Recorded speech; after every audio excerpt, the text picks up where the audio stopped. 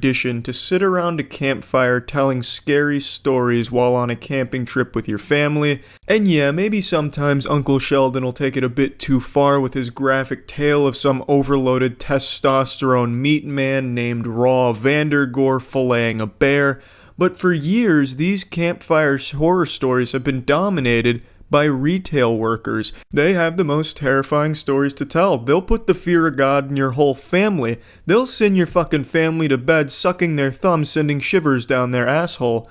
But I thought it'd be fun today to look at a positive customer interaction in a retail setting, so I found this video here to demonstrate how lovely the experience can be. Laugh at me, goddammit, don't you laugh at me! Give my money back! Yes, you are! You can quit her. Me!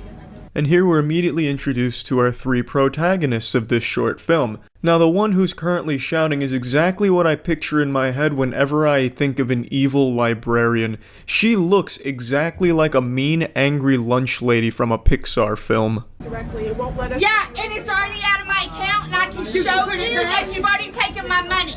So you need to give me my cash. And if I end up on YouTube, I will personally sue your ass. I'm just documenting it. In the camera woman's defense, I did not find this video on YouTube, so she should be spared from Ace Customer Anchor Arms legal wrath. I, however, am posting this on YouTube, so I guess I'm gonna have to start sleeping with one eye open. Also, just a side note, I fucking hate when people say they're personally gonna sue someone. No, you're not. You're not gonna represent yourself. You're not that fucking dumb. What are you gonna do? You're gonna stand up in court and say, "Oh, excuse me, Your Honor, I just didn't like the cut of their jib. Can I have their car now?" What do you mean I lost? No, what you're gonna do is you're gonna go home, you're gonna argue with your husband and threaten divorce for the 5th time that week in front of your children, then you're gonna flip to the back of the phone book to try and track down some slimy grease beaver, then you're gonna pay them $100 in an over-the-pants hand job to try and represent your ass for this stupid fucking case you're gonna try and drum up. You're not personally suing shit. That mucus goblin lawyer that you're gonna track down and pester is going to be the one doing all the work. So don't have the audacity to say that you're personally suing anyone. Same thing with her laughing. I'm not laughing, ma'am. Yes, you are. You want me to show you on my phone that you are? Please. I don't even understand her thought process on this one. Do you want me to show you that you're laughing by recording it? What kind of fucking plan is that? That's not exactly bulletproof. You see, look at this. You're laughing in this video. Oh, well, color me purple. What do you know? I am. And I'm still laughing. Because you're a fucking idiot. And if the rationale was, I'm gonna record her laughing at me and post it on my Facebook, then why? No one's gonna understand the context. It's just gonna be you making a ruckus and someone laughing at you. Makes you look bad. That you are what? Laughing? If we end up on YouTube, I will sue you. I'm not putting it on YouTube. No, I'm if documenting. it ends up on Oh, Facebook, it's going to end up. Facebook, It will not go I to will Facebook. sue you. All right. I mean, yeah, that makes sense. That plot development was pretty easy to predict from a mile away. Just taking one look at her, you could guess that she would be the kind of person to immediately threaten suing someone. So now our brave camera woman is coming under fire again. That's 2 potential lawsuits here. I mean, it's fucking raining lawsuits up in this one. They're just tossing lawsuits like they're baseballs at a dunk tank at a carnival. However, once again, the camera woman is safe because I did not find this video on Facebook either. They're 0 for 2 right now. If they were smart, they would have made a blanket statement. If this video ends up online, I'm suing your ass. Then I'd be fucked. I'd be up Schitt's Creek without my ass crack.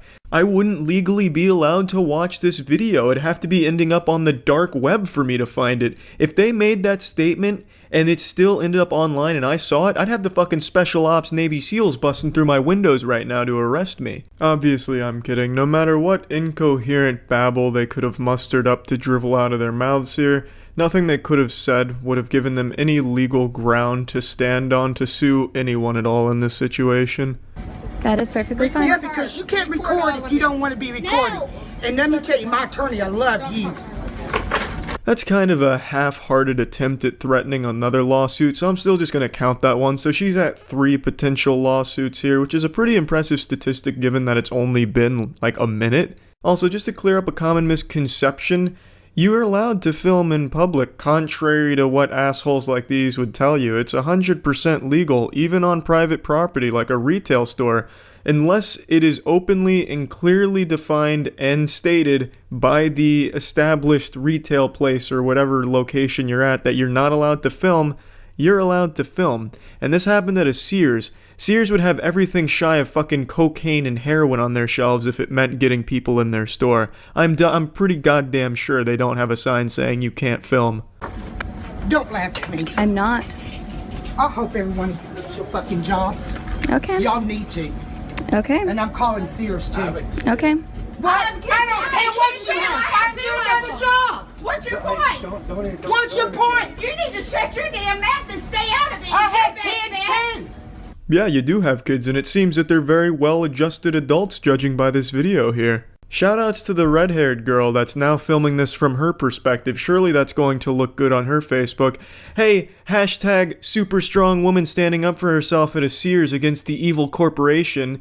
What the fuck are you thinking here? No one on your Facebook, no matter how close they are to you, is going to see this and take your side. You got your fucking pugilistic mother over there threatening to go over the counter and beat snot out of the employees here. And you have the woman next to you shouting up a storm too. Also, you're shouting in front of your kid while carrying another kid. You don't look good. No one is going to take your side, and I see this so much. The person who's in the wrong starts filming because they're so delusional that they think that they're in the right. It's disgusting. It's fucking sick. Should get you another job. A better job. Than being clerk at $10 an hour. You're screaming. It hurts my ear. I'm sorry. Did you get your money? Bye. You can quit Bye. recording me before I knock it out of your Bitch. fucking hand.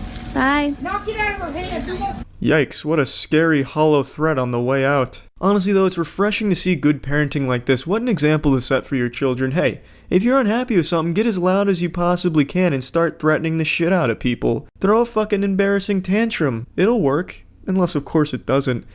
But yeah, the point of me showing you this video is to show you it's not all bad when you work in retail. Sometimes you'll get enjoyable experiences like this with a family as pleasant as them. Actually, I don't even know if they're family. I don't know if they're even related. Maybe they're just three strangers feeding off each other's energy. I couldn't tell you. But again, the point is, the customer's always right. No, I'm just fucking yanking your nipples on that one. The customer's 9 times out of 10. Costa Rica, where a single man KO'd 9 dudes? Whoa, what? What are his hands made out of? Bricks? So here's the Dexerto article on it. Oh wait, this isn't the same one. This is Canada. Wait, is the other source wrong? Because how many brawls broke out over Pokemon cards at McDonald's? McDonald's Canada shouldn't treat customers like this. He says he has no books or Pokemon cards left in stock with the whole rack of them. He gave me a donkey 2 times in a row. McDonald's, I want to press charges on McDonald's. Wait. What is he pressing charges for? This is discrimination. You're discriminating against Redditors here by not giving me these Pokemon cards. What is the charge? I don't understand what he'd even go for. No, I'm not being worse than a sick child. I want Yes, you are. Put it online. Put it online. I'm being targeted. Oh, I will if you want. Being I wasn't targeted? going to, Please but I put it will. online. I'll continue because Churro, Nova Scotia, Canada, McDonald's, and say they don't have a book or Pokemon cards in the building. Brother. It's just some McDonald's Pokemon cards, man. He's so heated. And he's saying it all like so stern. Cell phone. Yeah, you can stand it. You can go all the way. You can. I'm making a scene because you're being that. Yes, sir, you are. This is the weirdest argument ever.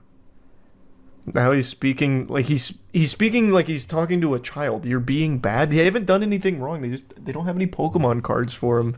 Just go to another McDonald's, please. Excuse you. Exactly. I'm dealing with this manager here. Maybe he can get. This can't be real. Yeah, no. Honey, back up. I'll press charges, dude. Oh no, not the charges again. Then do it, bro. I'm saying do it. You said you do it. I'll never understand why people that look like this guy, who I know has never been in a physical confrontation in his life, feels so confident to challenge someone else to punch them. That's never going to end well. Like, that's just the worst bluff to make. Anyone can sniff out that you're not exactly a fighter. So why even try and, like, shake that hornet's nest? Just because they want to sue? Maybe, I guess. He does keep threatening lawsuits. Maybe that is, like, the overarching plan. But still, it doesn't seem worth it. Try to get hit so he has evidence, the classic. I guess, yeah. I feel like there has to be extenuating circumstances, right? Like, I'm not an attorney, but let's say I was representing this guy, assuming he gets in there and feeds him a knuckle sandwich. I feel like I could make an argument like he literally asked me to do it. I was fulfilling a request. He told me. He said he wanted me to. What am I supposed to do? To decline? I'm a nice guy. You know, it's better to give than to receive, so I gave him the gift of a knuckle sandwich. He asked for it. There has to be a way, right? Like, you are literally telling him to. Yeah, he's a consenting adult. You're fucking worst nightmare. Yeah, right. Meet you outside, bitch. All right, let's go. I'll meet you. Let's play out. No. Look at you. How big are your ankles? Size small? I'm like a What? buddy. I'd bite your nose off, bitch. Hun, hun, hun. This can't be real. Hun, hun, hun. This cannot be real. In the face, man. Oh, You're gonna do get fucking it. punched Do in the it. face. On camera. Okay, this is this can't. Well, no, wait. That was certainly a punch. And I don't think that they're talented enough actors to sell something like that. That made full contact. How can someone end up like this over Pokemon cards? And then he's insulting the guy's ankles? How does this happen? What went wrong? This is very anti-Canadian. I'm sorry, Canadians out here have to see that this happened on your soil. I'm so sorry. What are your ankles, a size small? It's such an interesting insult. It's not even fighting words. I'd just be confused. Nobody insults my ankles but me. Put 'em up, Buster. I've come so far, I've got to see who wins this. God, it's like they're throwing punches in a dream. It's turned into aggressive hugging. We can. You done? Huh? You had enough yet? Huh? Say uncle. Get the security. I got the squeeze on you now. You now. I'm gonna beat my Pokemon cards out of you like it's a Mario coin block. Ah! Ha! Ha! Ha! Ha! The fight. Oh no! He threw the hat. Come on, have some respect. This is so fucking weird. This is so weird. Like, even the fight is confusing to me. Not that I'd necessarily be good in a fight either, but I'd like to think if I got into a scuffle, it wouldn't look like this. I'd be mad about the Pokemon cards, and I'm even more mad that I'd fight like this. Like, the whole thing would just make me so upset. Some wrestling. Yeah, some good old-fashioned wrestling. Go with me or you're done. You hit me, and I will fucking hurt you. I'm ready to bite you. No, not Happy Pikachu during all of this. Come on, guys. Camera, you hit me. Oh, no, not a round two, please. Look at that. Please. Now I can, Not again. It's enough. now I can fight. Come on. Team Rocket wins again. Please, no. You hit me. At least turn the camera, please. Come on. No, call the clock. Oh, he's got the chair. Call the clock. He's got the steel chair. You want to go? Hello? Oh, God, no, he's got the chair too? Fuck. You got one, I got one. You attacked me. You punched me. Can we go out the back door? Super unrelated, but he keeps saying that, and every time he does, it reminds me of that iconic scene from Knock Knock with Keanu Reeves, where he's talking to the two girls that tied him to the chair, and he keeps going, I didn't fuck you, you fucked me! You fucked me! You came into my house and you sucked my dick! You fucked me! It has that same energy. Give me back my I fucking just bag. wanted food. I just wanted food. That's all. You wanted food and you got so much more. I'd be pumping my fist like, thank you. I don't know why she's upset. I mean, that was a great show. And now you get his Pokemon cards. Do you think he actually bit him? Yes. Oh yeah, I do, for sure. Bro, they didn't use any rage arts. Yeah. They didn't use any meter, unfortunately, no supers either. Bro's fighting over a Happy Meal toy. He was fighting over Pokemon cards, man. Before erections were invented, there was also a period in time before televisions had hundreds of channels. And when I was growing up, my television only had 100 channels, and the majority of them were static because you were accidentally picking up some fucking alien transmissions through the tube TV antenna. And during this time, there was a hobby known as channel surfing. I'm sure that's a dead art now, because now when you have friends come over and shit and you don't know what to do, well, you can pop back, play some games with your gamer bros, and give each other Dorito enemas and all that cool shit. But back then, what you would do is you would surf the channels looking for shit to watch. Comedy Central after like 2 a.m. would just start playing censored Girls Gone Wild. There'd be a lot of Spanish stations playing some news and shit, but what would always happen is you'd end up watching a C-SPAN broadcast. Now what I'm about to show you has no relation to C-SPAN in any regard really, however it does personally remind me of those times watching C-SPAN broadcasts. Hello, my name is Lisa.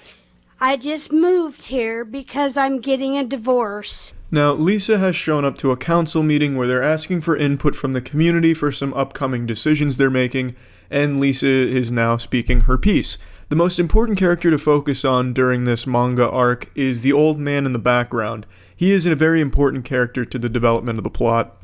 And it's not final till September 18th. My husband will not give me any money. Not 1 penny. It's a shitty husband and you're better off without him, honestly, Lisa. It's time that you get on Tinder. You're gonna find some good guys on Tinder, and let's say Tinder doesn't pan out for you. There's always RuneScape. There's some real upstanding good gentlemen on that game. The lawyer won't help me. My husband won't help me. My dad, Marlon Lee Whitmer, he's a minister, won't help me. This is really when the old man starts falling apart here. He's trying so hard to hold it in, but his armor is cracking, and beneath that armor is a giggling demon. And out of context, there's really no reason why he should be laughing at this. It's very unfortunate the situation Lisa's going through. However, as the anime continues to develop, you'll start to realize that maybe this isn't the time and place to be talking about such things. My stepmother won't help me.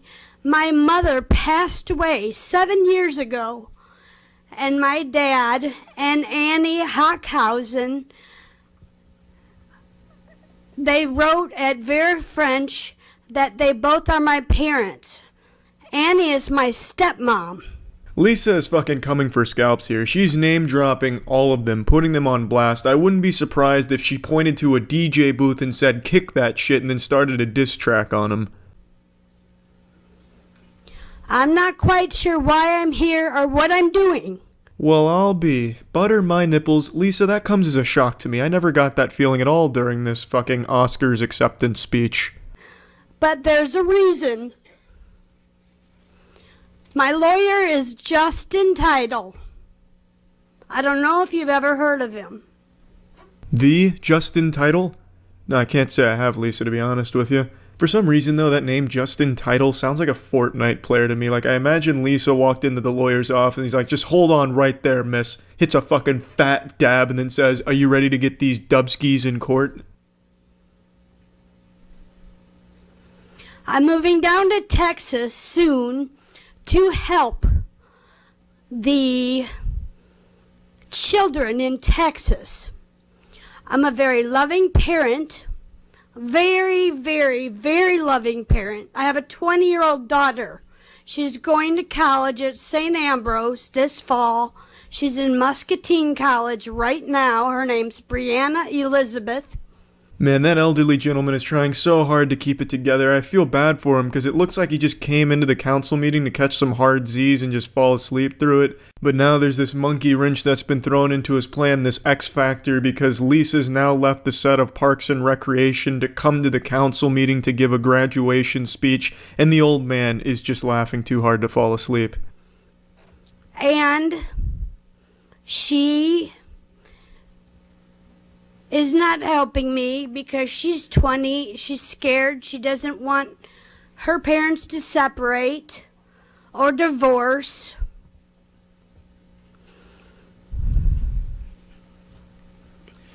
Ma'am, we're discussing the rezoning for the Portillos. Do you have any comments on that? For what? What a fucking fantastic season finale there. The writers really outdid themselves with that plot twist. Who saw it coming? Now all of the clues throughout the season make sense. Why the old man was laughing as hard as he was, despite Lisa's story not being all that comedic, makes sense because she was delivering this DiGiorno's personal pan life story in front of a council that was aiming to discuss a Portillo's rezoning. It had no place there. It's absurd. You can't help but giggle about that. It'd be like me going on America's Got Talent and reading excerpts from The Outsider's book. Or rather, it'd be like me dropping trousers, soft dick out, and pissing into a trash can, then calling my dentist to schedule an appointment for my dentist to come take out that trash. That's not what the dentist signed up for. That's not his job. That's not what he was looking for. And neither was this council. They just wanted Portillo's input, but instead, they got Lisa's entire story. We're discussing the rezoning on 53rd for... Well, I live on 63rd. Again, we're here to hear comments about the rezoning. Well, I don't like Facebook, and I don't like the internet because I can't find a job. The library blocked my password. Now tell me, does that make any sense to you? Fuck no, that doesn't make any sense to me, Lisa. But how did they block your password? I've never heard of a library doing that. I feel like maybe you just forgot your password. I don't think the library has a grudge against you and is trying to shut you down from their internet access. It sounds like some Jason Bourne level shit. Like there's this command center at the library that has one super trained special operative that is just an expert at watching security cameras to identify if it's Lisa that just entered the building. Like some type of fucking national security alert. So then he sees Lisa come in, so he sprints to his boss and reports it. Jesus, Boss Franklin, she's here. So then the boss turns around in this giant office chair, puffing a cigar with sunglasses on, and he says, "Shut it down. Shut it all down. May God have mercy on this library." But yeah, on the real, Lisa, fuck Facebook. Ma'am, we're not here to discuss your personal life. I'm sorry. Do you have any comments about the rezoning? No, sir. Have a good day. Thank you. Next. A peaceful resolution all around, pretty wholesome, honestly. I'm convinced that the council wanted to just let her go as long as possible, and they had this joke ready in their head like, this is for the Portillos, you know, this is going to be a great mic drop, let's time this perfectly. And then they did.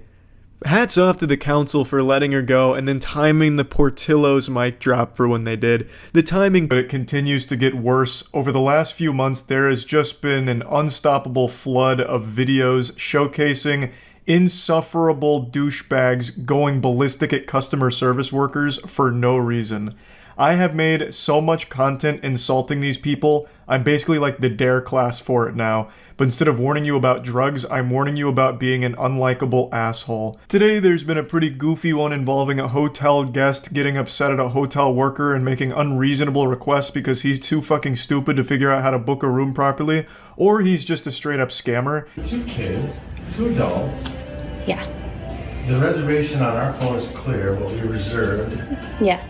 What do you expect us to do? Well, with that one, we could get you checked in. It came in as a king suite reservation, so it has a king bed and a sofa pull-out couch. Now, the video starts in the middle of the boss battle here. We're coming in raw, right into the front lines off of a hot drop. So what's happening here is the hotel guest urinal cake is now starting to argue with the worker because he's unsatisfied with the room that he booked because he doesn't believe it's accommodating enough for the 4 people that's with him, 2 adults and 2 kids. Now, it is missing a little bit of context what led up to this, but luckily the hotel worker did make a TikTok to explain it, and it sounds like this guy was just trying to scam. So what happened was he basically reserved a 2 queen bed suite that had the 2 queen beds and the sofa pull-out couch, but then he called and he canceled that reservation because it was too expensive, and then he made another reservation through a third party for the king suite that has obviously the king bed and the sofa pull-out couch, but he was fighting to get like the 2 queen bed suite, but we were sold out. Yeah, this sounds really shady. This sounds like a really dog shit hustle that Ed and Eddie would have done to save a couple extra quarters to spend on jawbreakers.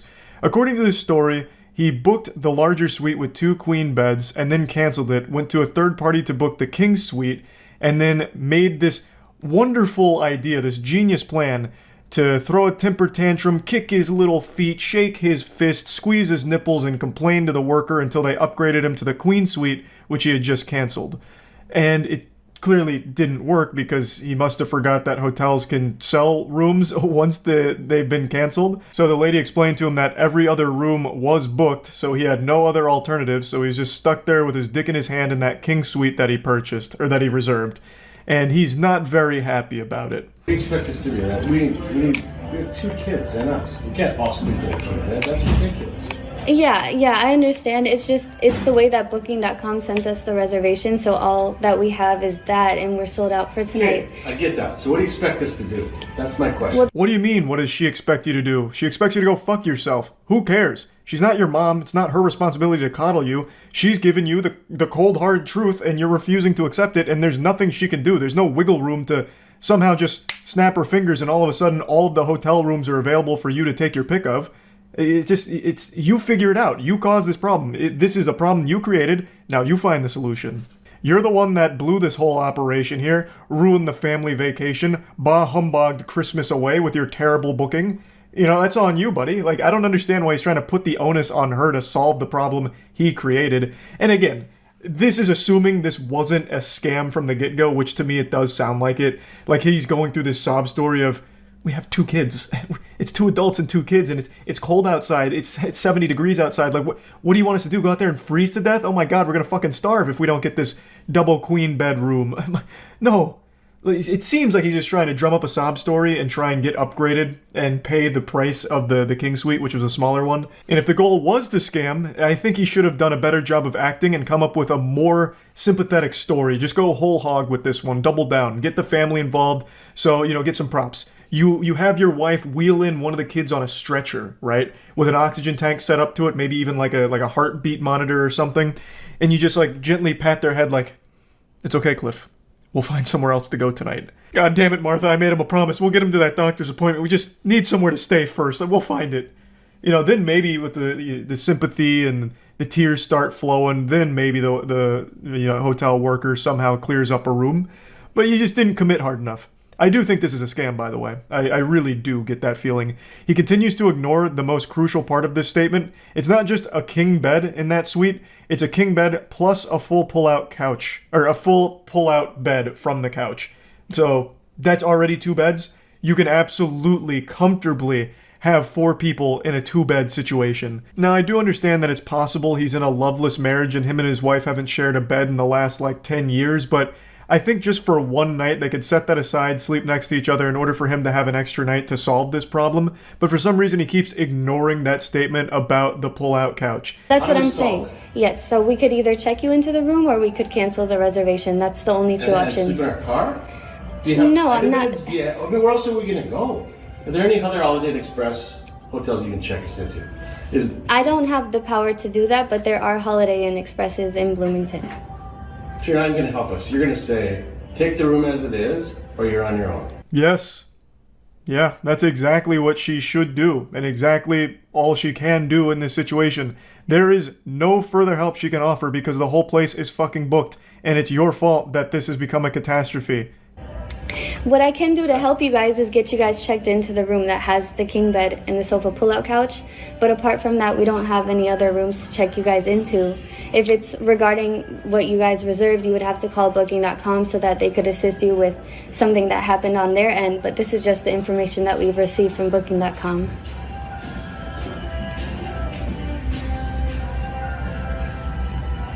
Who hasn't checked in? What else is available? Where more beds? We don't have any other rooms available. Who hasn't checked in yet? Another brilliant plan from the chess master. So now he's wondering if he can just take a room from someone who hasn't currently checked in. I'm sure that's totally legal and won't lead to a huge problem for the hotel worker to do that.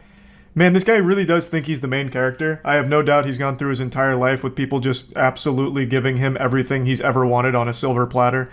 He just comes across as that kind of entitled douchebag. What an absolutely outrageous ask. Who hasn't checked in yet, and can I have their room? What do you mean, no? These rooms are reserved. I can't take them from somebody that's already reserved a room. You gave somebody our room, right? The way it was supposed to be reserved?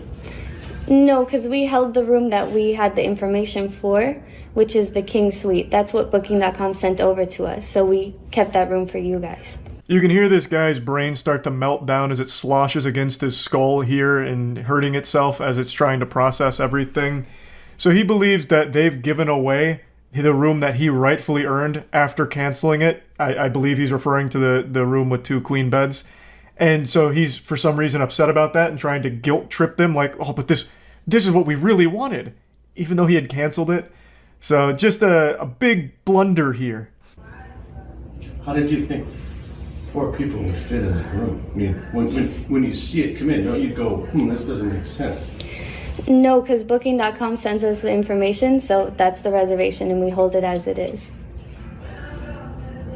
You didn't thoroughly investigate this man's family after he had reserved a room through Booking.com? You didn't go to his Facebook page and look at the height and weight of each member of his family in order to deduce whether or not they would comfortably fit into a king suite? Are you even doing your job? Unbelievable. I mean, now I see the guy has a point. Just what a fucking stupid asshole. Holy shit. And again, he keeps ignoring the most important part. It's not just one king bed in that room. There's also a full mattress on that sofa. It's a pull-out couch. So he can absolutely fit his whole family there. 4 people can stay in 2 beds. It's been done plenty of times before. I've also been in the situations like that where it's no problem at all. It's pretty easy. So you think 4 of us can sleep in that room? That's your suggestion? I'm not too sure how you guys were going to, do the setup in there. We just have the reservation as it was sent in to us.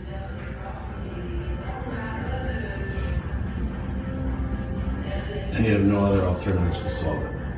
We're completely sold out for tonight. Shockingly, no other room sprung up as available in the 30 seconds this guy spent pressing the issue, so unfortunately it's still in the exact same spot. Though if a room did become available, I would absolutely understand if she just didn't bother telling him, because fuck this guy. I'm just stepping in. Like, you have a king bed and a pull-out bed, right? Yeah. You have 2 beds. And 4 kids. 2 kids and us. And it's none of your business either. What are you doing jumping into this? It's not, well, look, I mean, I don't think that it's none of your business. It's, Yeah, shut up. That's not really respectful. I think we can just go ahead and cancel your reservation. Then what are we going to do? I'm not too sure, but there are a lot of hotels in the area.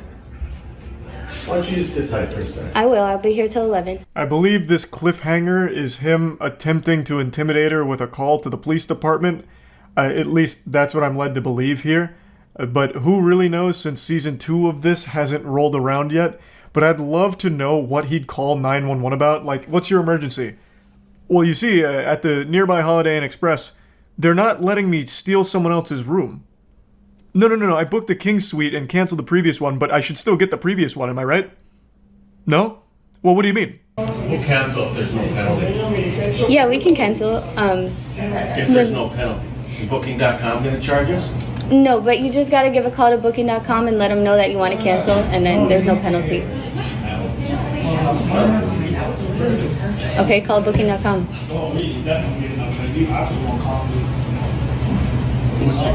Do you know what the cancellation terms are? Is there a 24-hour notice? They could tell you. This is where the random NPC encounter finally concludes. For some reason, he keeps asking her Booking.com's policies as if she's somehow an employee of Booking.com now, as opposed to this hotel. What a real mess, This guy's bad news. I'll just say what everyone's thinking. I'll be brave. I don't like this guy, and I'll say it. I don't like him. I also don't know what the fuck he expected to happen with this whole thing.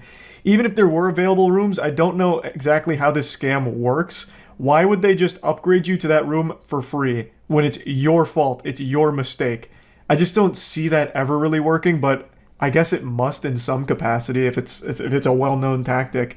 But anyway, just wanted to share this because people that insult and be rude and nasty to customer service workers for no reason always deserve to be made fun of themselves. Found on the internet right now that really struck a chord within me, deep within my soul. A video that is about a short man getting very angry and he becomes a massive douchebag asshole. I'm sure most of you have seen this, but from the perspective of a short man, we're a rare breed, so I figured you'd want the unique perspective of a man who's below average male height. I'm 5'6". And one thing I'd like to say about this video before I play it for the few of you that haven't seen it, is this video is so embarrassing on this guy's part that it made me feel tall. Watching this video made me forget that I was short, and I was just laughing at this guy like, this fucking loser must suck being short.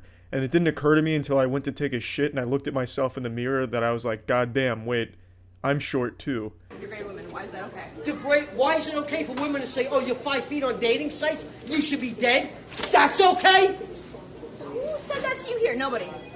women in general have said it on dating sites. So you're looking at the protagonist for this new sitcom called 2.5 Hobbits. He's very upset that he's short, and allegedly, according to the girl who posted this video, this took place at a bagel shop, and he was just being misogynistic asshole to all the women, and that's when they started filming it, and he immediately starts talking about dating sites where girls make fun of him, which leads me to believe that he had just got rejected on Tinder, and Bumble, and Match, and Christian Mingle, and his favorite Twitch streamer rejected his application to be a mod, so I'm guessing just all around was a bad day, and he took it all out on women at this shop. You think I'm making that shit up? Everywhere I go, I get the same fucking smirk with the biting lip. Shut your mouth. You're not God or my father or my boss. Dude, you want to step outside? You want to step outside? Huh? I'm not standing, pal. I'm not. This is the highest level short man rage I've ever seen documented. This is the kind of shit you only read about on Reddit. I actually couldn't even believe that this was filmed. It's like filming Sasquatch. This is such a high level of short man rage. It's like DEFCON 3 of short man rage. It's unreal. Just looking for a fight, constantly on edge, looking to be disruptive. I wouldn't be surprised if before he even got into the bagel shop, he started sizing up a 7th grader, thinking to himself, yeah, I can take him. He may be a little taller than me, but I can definitely beat his ass. That'll impress the girls around here. But by far my favorite thing about the entire clip is the little chest bump on the guy ready to rumble. He chest bumps the dude's nutsack. This guy is so short, and the guy he's trying to tussle with is so much taller than him that when he does the little chest bump to be intimidating, his tits are rubbing the man's penis. His nipples are handshaking his scrotum. You shut up too. Just like, no, go ahead and attack me, Dick. Oh my god. Oh my god. I just wanted bagels. I recorded the whole thing. The classic, what are you gonna do, stab me? Says the man who got stabbed. Hey, go ahead and attack me, as he gets fucking tackled by a dude 5 times his size, a fucking college linebacker out of nowhere. I imagine he immediately regretted that decision to try and act that tough around that guy. And the video goes on, but this is the one that's viral, but there is a follow-up to it that shows what happens after he got taken down. Oh, and a guy 3 times my size. That's okay? Get your food and What happened? What, I'm sorry? Get your food and eat it. You know what? Fuck your fucking breath. There's no need to laugh. You think that's funny? That's funny? Why is that so funny? Now I'm gonna take my breakfast. You think that's funny? All you women. What a fucking roller coaster he took us on there. First he says, fuck that bread, wants nothing to do with it, he's above that bread, an alpha male doesn't need that bread. But then Alvin and the Chipmunks start laughing at him, fucking Looney Tunes style laugh comes in, and he changes his mind immediately. You know what? Fuck you, give me that bread, bang. Snatches it up. I wish he had scarfed it down for a power move, or since he wants to really puff his chest out and be an alpha, I'm surprised he didn't drop trow and start peeing on the bread just to show his dominance over the bread. But he kind of pussies out, picks up his bread, and then goes back to just being a really huge asshole and insulting people. All you women treat shit like shit! All of you! All of you! Yeah! All of you! You want to go. No! You women need to stop being so fucked up!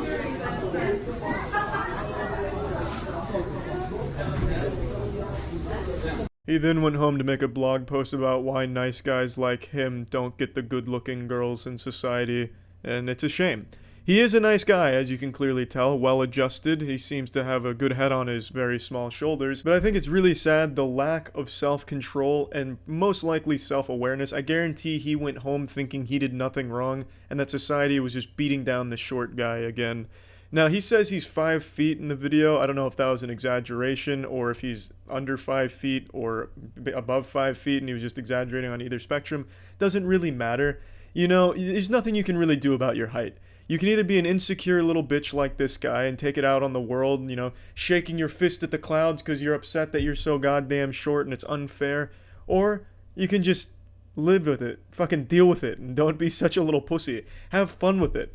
Make jokes about it, but why act out like this at a fucking bagel shop? No one wants to be around a guy like this. But I mean, yeah, I don't really have a very super unique perspective on it. To be honest, I just kind of wanted to make jokes about this.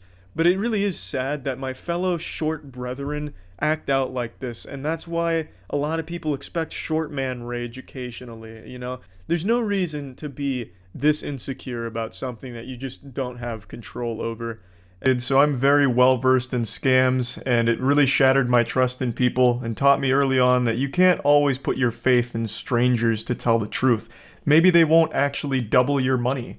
And I think that this led to me being better at identifying scams in real life, but it doesn't make me immune to them either. When I was a freshman in college, I fell for the oldest trick in the book, a timeless classic prank, fake being homeless with a sign and beg for money on the streets. A scam that has stood the test of time.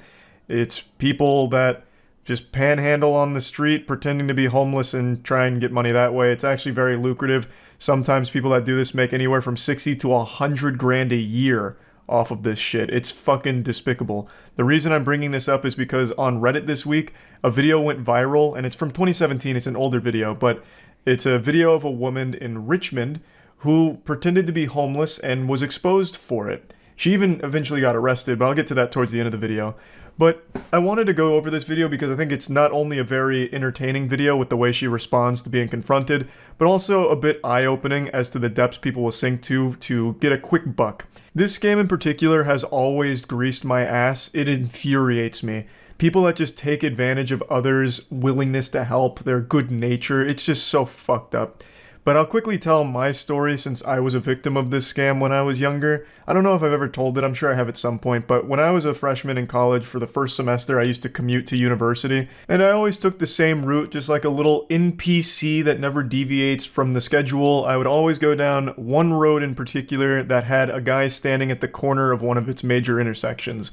This guy, he looked disheveled, he had a curly white beard, it looked like fucking jolly old Saint Nick, Santa Claus had fallen on rough times, and I'd always see him talking to people, and he was always smiling, he just seemed like a really nice guy, and he had a sign that had every fucking sad tale you could imagine. I'm a homeless veteran, my dog ran away, my wife divorced me and took the kids, I broke my leg in a bowling accident, and I have lung trouble from the time I spent as a coal miner. Any money you can spare is very much appreciated. God bless. It sounded like a fucking country song, and it was heartbreaking to read. So every day, Monday through Friday, I'd give him $20, sometimes $40 if I had a little extra, and I did that for about a month, or a month and a half maybe. But then I got hit with a shocking plot twist straight out of a Darman video. I swear to God, it would have been less painful to find out I was adopted. One time when I gave him money, the last day I gave him money, I really wish I could remember what he said verbatim, but he hit me with something to the effect of, really appreciate all that you've given me. My apartment over in this area isn't super cheap, so I appreciate it because rent's been going up. I wish I could remember exactly what he said though, but those were the cliff notes. That was the main bit of lore that he dropped there. That he had an apartment in that area, it was expensive, and it looked like it was going up, so me giving him that money for the last month and a half was a little helpful. And that's when the realization hit. My universe melted around me, and it sunk in, the reality.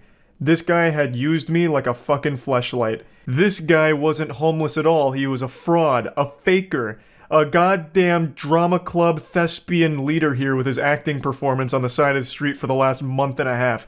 That area he would stand in was an extremely expensive area of Tampa. So to have an apartment in that area, he was already making a lot of money.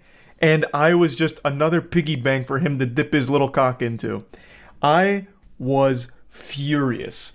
But I couldn't confront him about it, obviously, so instead I just said, yeah, no worries, drove off, and then started taking a different route to university. One that was an extra 15 minutes out of the way, but just one where I knew I'd never have to see him again. I was beyond mad. I went so far above mad, I just wrapped around all the way to sad and upset. Like, I used to take extra money out of the bank just to make sure I had enough cash in my wallet to give him $20 Monday through Friday. This dude became like a daily part of like my routine, like to make sure that I was able to, help him out a little bit. I just wanted to see him succeed, do something good for someone that fell on hard times, only to find out it was all a lie. I don't know if he meant to do that, like maybe he felt guilty from all the money I'd given him, so he decided to drop that little nugget of wisdom, letting me know that he wasn't actually homeless, or what that was about. Maybe he slipped up, I couldn't tell you. But man, did it teach me a very hard lesson. I know that was a long story, and I still haven't even played the video of the fake homeless woman here, but I just needed to let you all know that this shit makes me fucking mad. There's no audio in the beginning of the video here, probably because it's just them puking from disgust at what this woman's doing. So it's just showing that she's going car to car, asking for money, and can even be very aggressive with the way she panhandles, apparently. and then they eventually follow her all the way to her car, which is parked nearby. This woman was a known scammer. She's not actually homeless. She has a very modern car. This video is from 2017, so her 2014 vehicle here is a very modern, pretty expensive car. So obviously, she's not actually on hard times. She shouldn't be begging for money. I shouldn't need to explain that to anyone. I don't think there's anyone out there that'd be like, well, Charlie, it's a legitimate profession, taking advantage of people's willingness to help someone in need. You know, this is her job. This is her 9-to-5 work, begging for money under the false notion that she's homeless and needs it, when clearly she doesn't. So, just a whole lot of bullshit, just a slimy, pathetic worm here. And this is 2014, so I'm assuming by now she's moved on to doing OnlyFans, probably to moderate to no success there would be my guess, or she might be back on the streets scamming.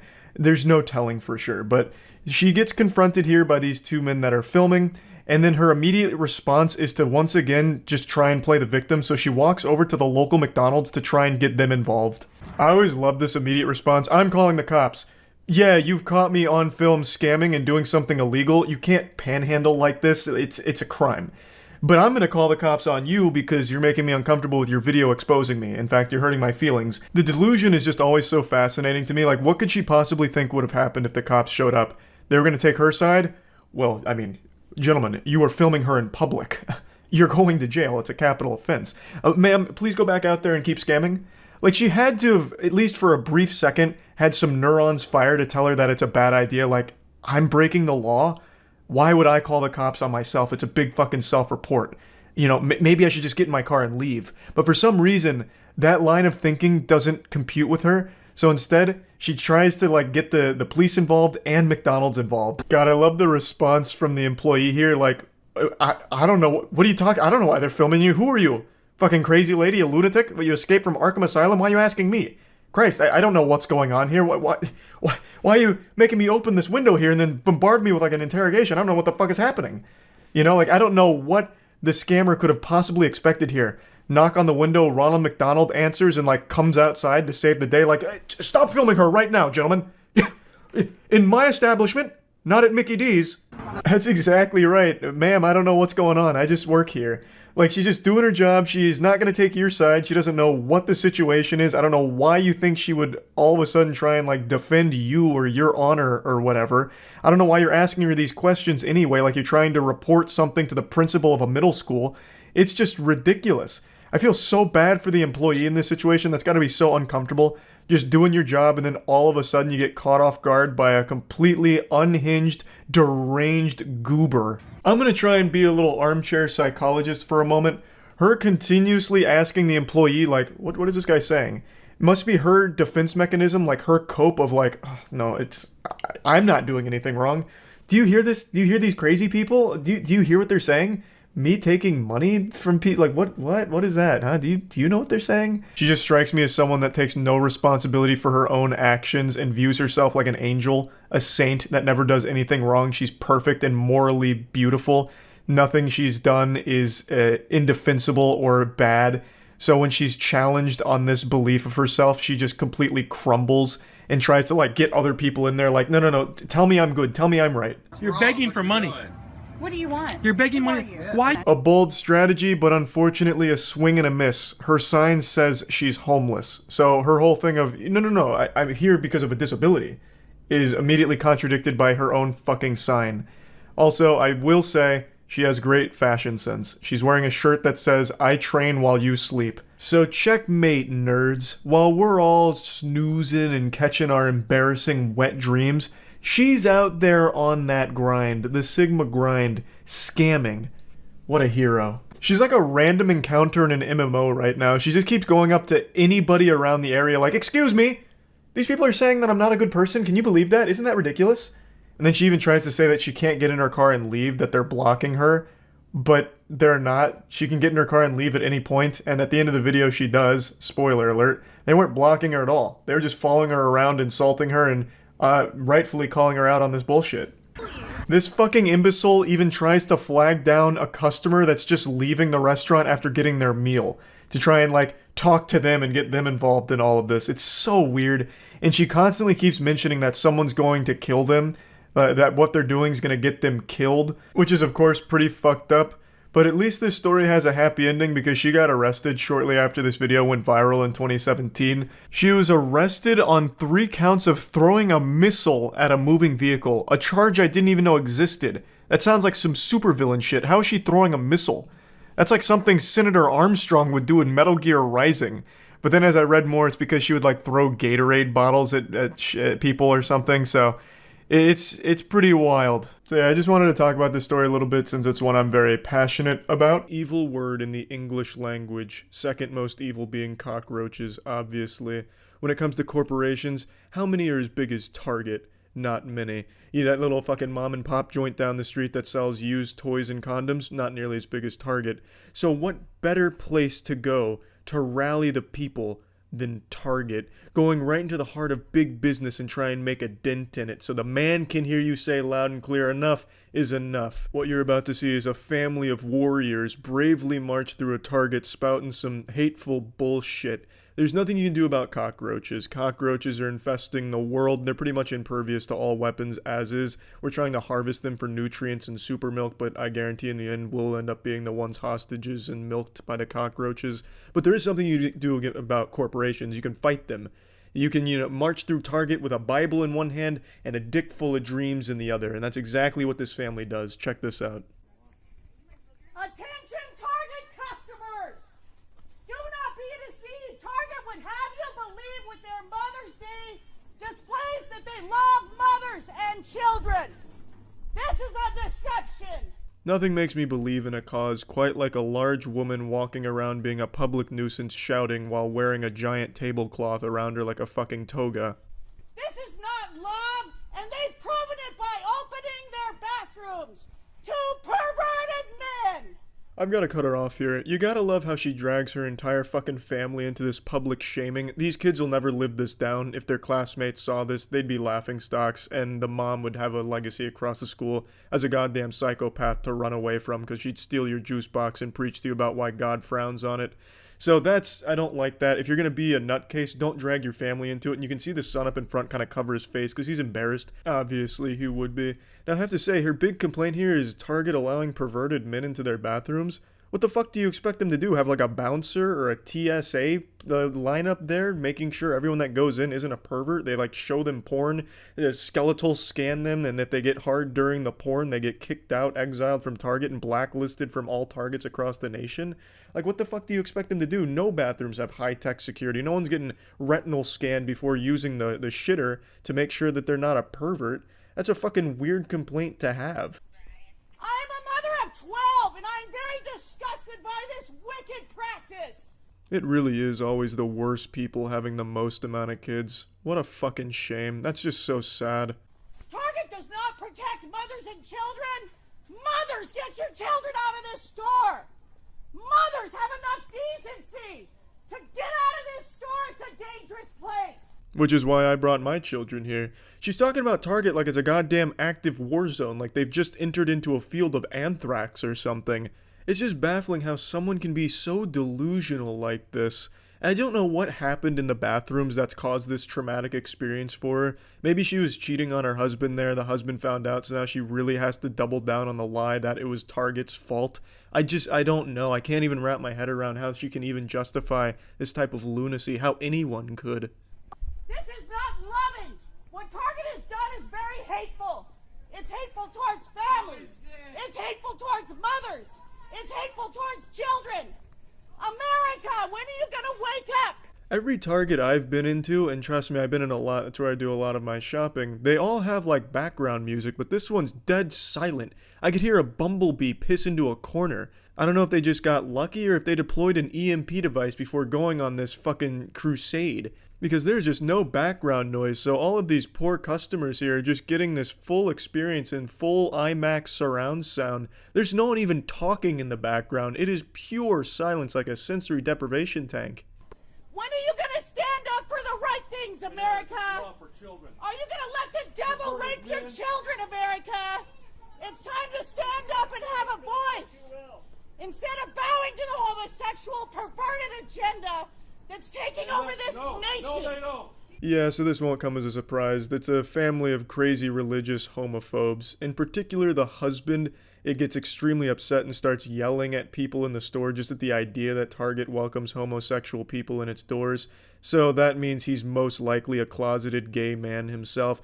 I bet when the family was leaving, he waved them goodbye, gave his wife a kiss, and then the second they pulled out of the parking lot, he sprinted into the Target bathroom to suck a penis real quick.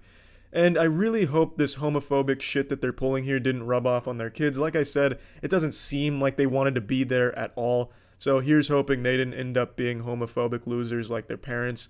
I guess we'd know by now. It's kind of an old video, so these kids probably would have led their own crusade through Target. And I haven't seen any video of that, so there's still hope that they didn't follow in their families' just fucking awful footsteps. You need to run and flee this place.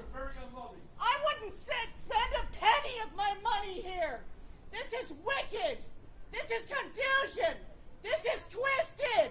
She's treating it like it's a fucking bomb threat that got called into Target. Everyone needs to get the fuck out of here quick. The longer you stay, the more likely you are to become homosexual. As if homosexuality was contagious and Target's the one spreading it. This is abominable in the sight of God. Repent. God's power and wrath is evil. Repent! The judgment of God is coming on this nation and Target! That line is one of the best lines I've ever heard, ever delivered out in the wild, off script. In fact, you probably couldn't even script something like this. The judgment of God is coming on this nation and Target. That's fucking profound.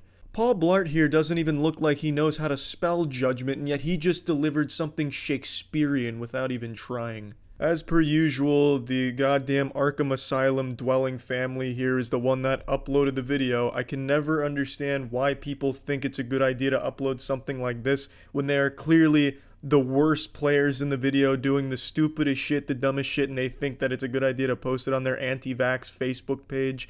But here you go, just another example of it. There's also no doubt in my mind this entire group of people got into their giant van at the end of this stunt here, or maybe even right outside the Target, started high-fiving each other. Yeah, good work out there, guys. Yeah, excellent shit. The Lord's definitely smiling upon us now. We just took down Target. Target has been defeated. And if it's in Alabama, then the dad started kissing his kids and making out with his sister.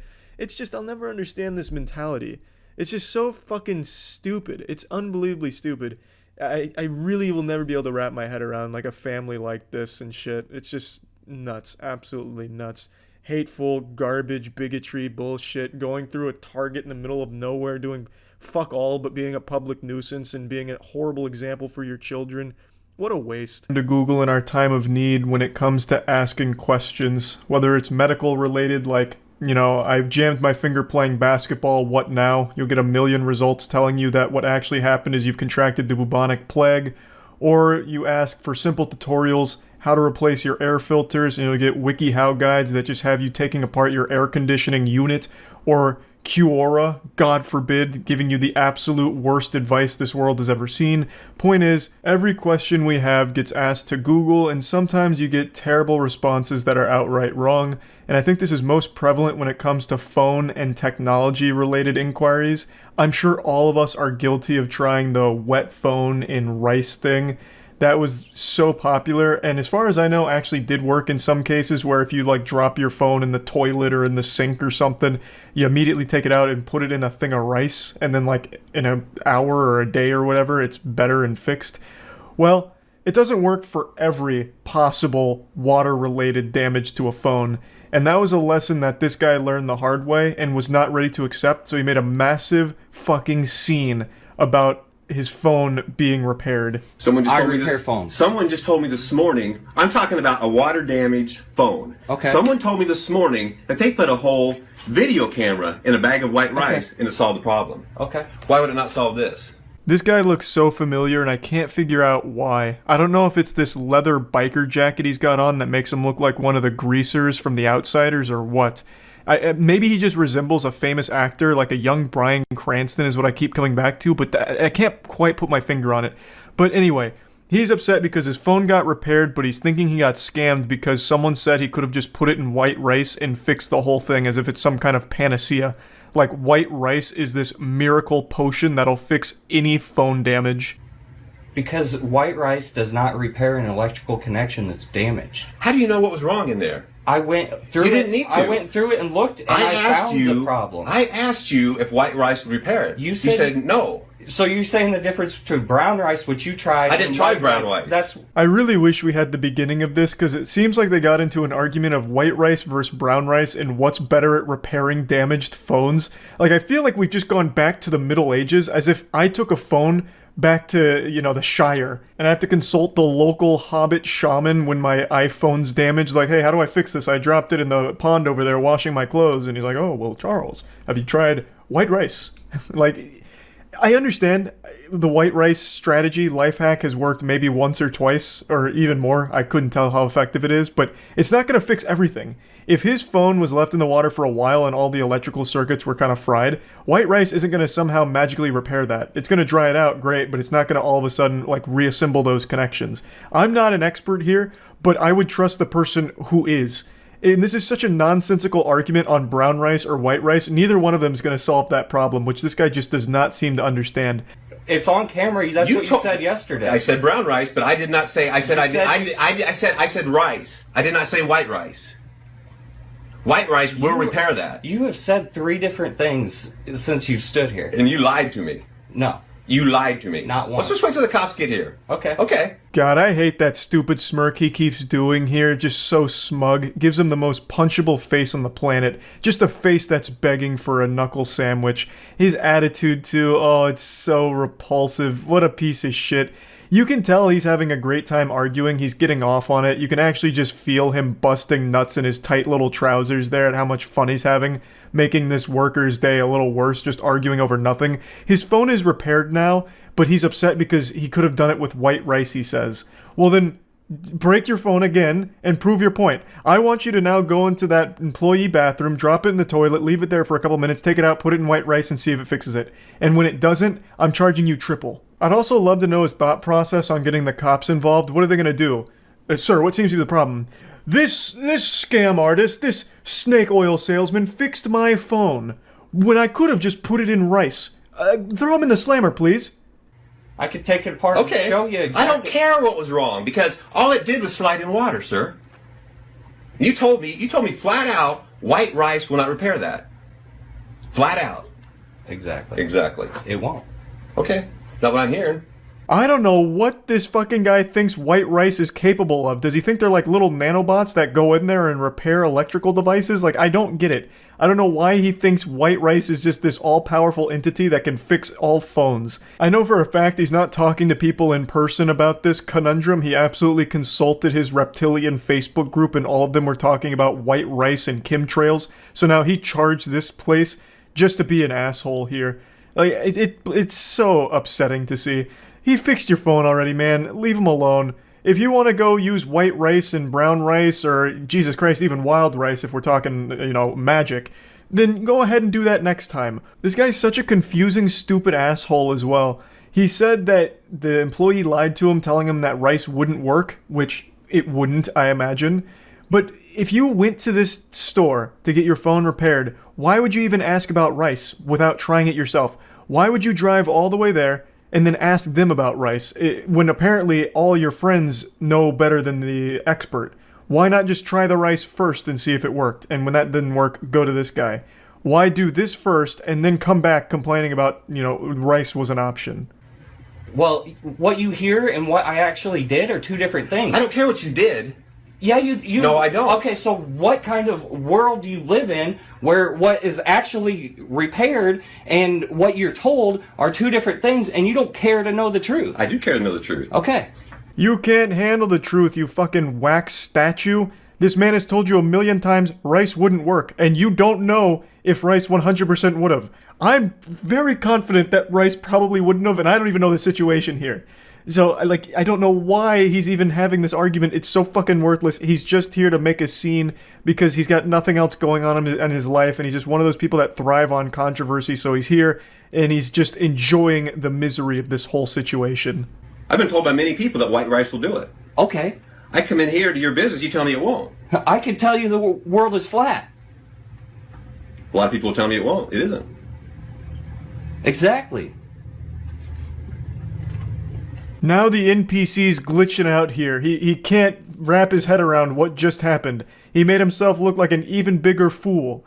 Is such a stupid douchebag. This again just highlights my point that there is no winning when it comes to customer service. This guy did his job well, did exactly what the customer asked him to do, fix my phone. He did it, and there was still a problem. The man came back the next goddamn day to make a big hoopla about it. It's so frustrating to watch. Again, my heart goes out to anyone working in a field that involves dealing with customers. Like, it's miserable, and I'm wishing you the absolute best. I also hope that the second this video ended, this guy left the store and it was a torrential downpour.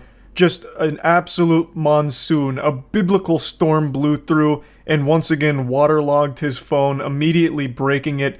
And then he went home, tried rice, and the whole goddamn thing just blew up. And now he's gonna have to get a new phone. That's if there's any justice in the world, that's how that played out in my fanfic.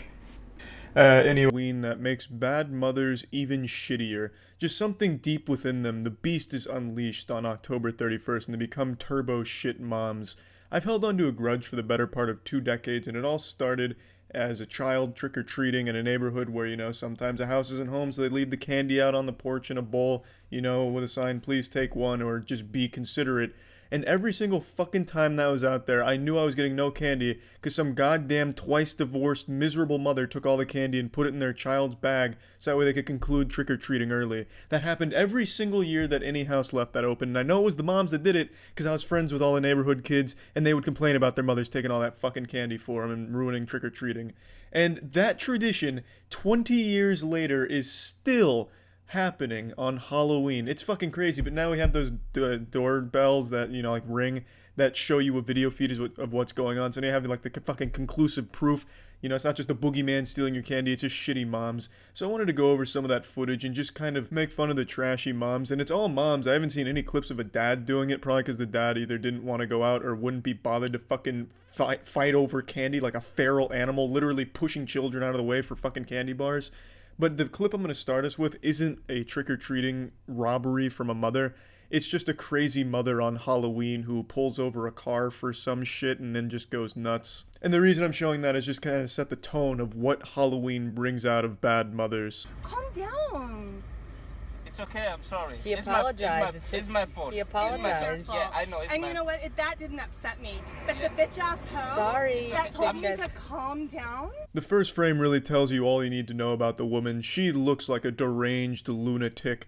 This looks straight out of a horror film, like a scene from The Shining. She looks like something a horror legend would be based around, like a creepypasta or a cryptid, you know? Evil single mother Karen emerges from the mists and knocks on your car window, and if you roll it down, she steals your children's souls, like a modern-day La Llorona, or the Not-So-Slender Man.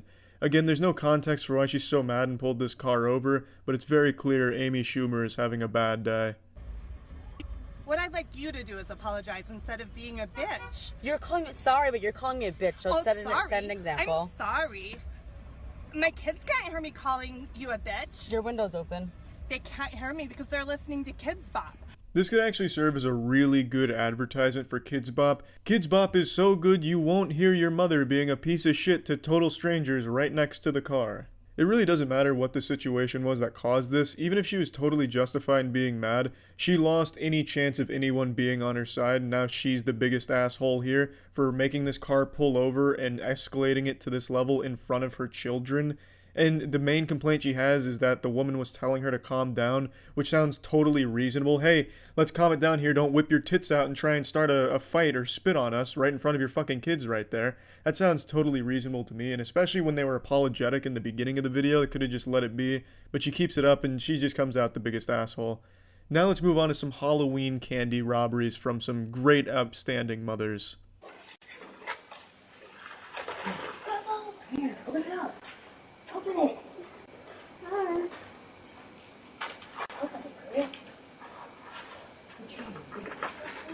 Open it.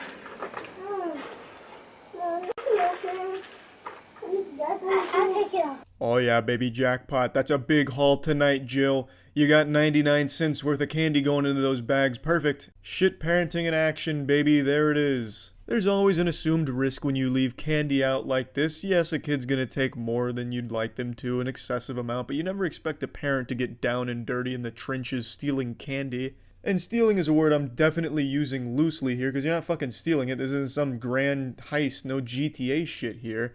It's just you're taking candy from everyone else in the neighborhood, so when they go to that house, they'll be disappointed there's no candy left, and you're making your children's trick-or-treating experience far shorter just because you want to get this shit over with faster. I think that's the main reason adults do this. I don't think they're just that hungry for candy or that willing to just exploit people at every turn. I think it's just, I don't want to be trick-or-treating with my kid. Let me fill up their bags as quick as possible so we say it's time to go home. Which sucks.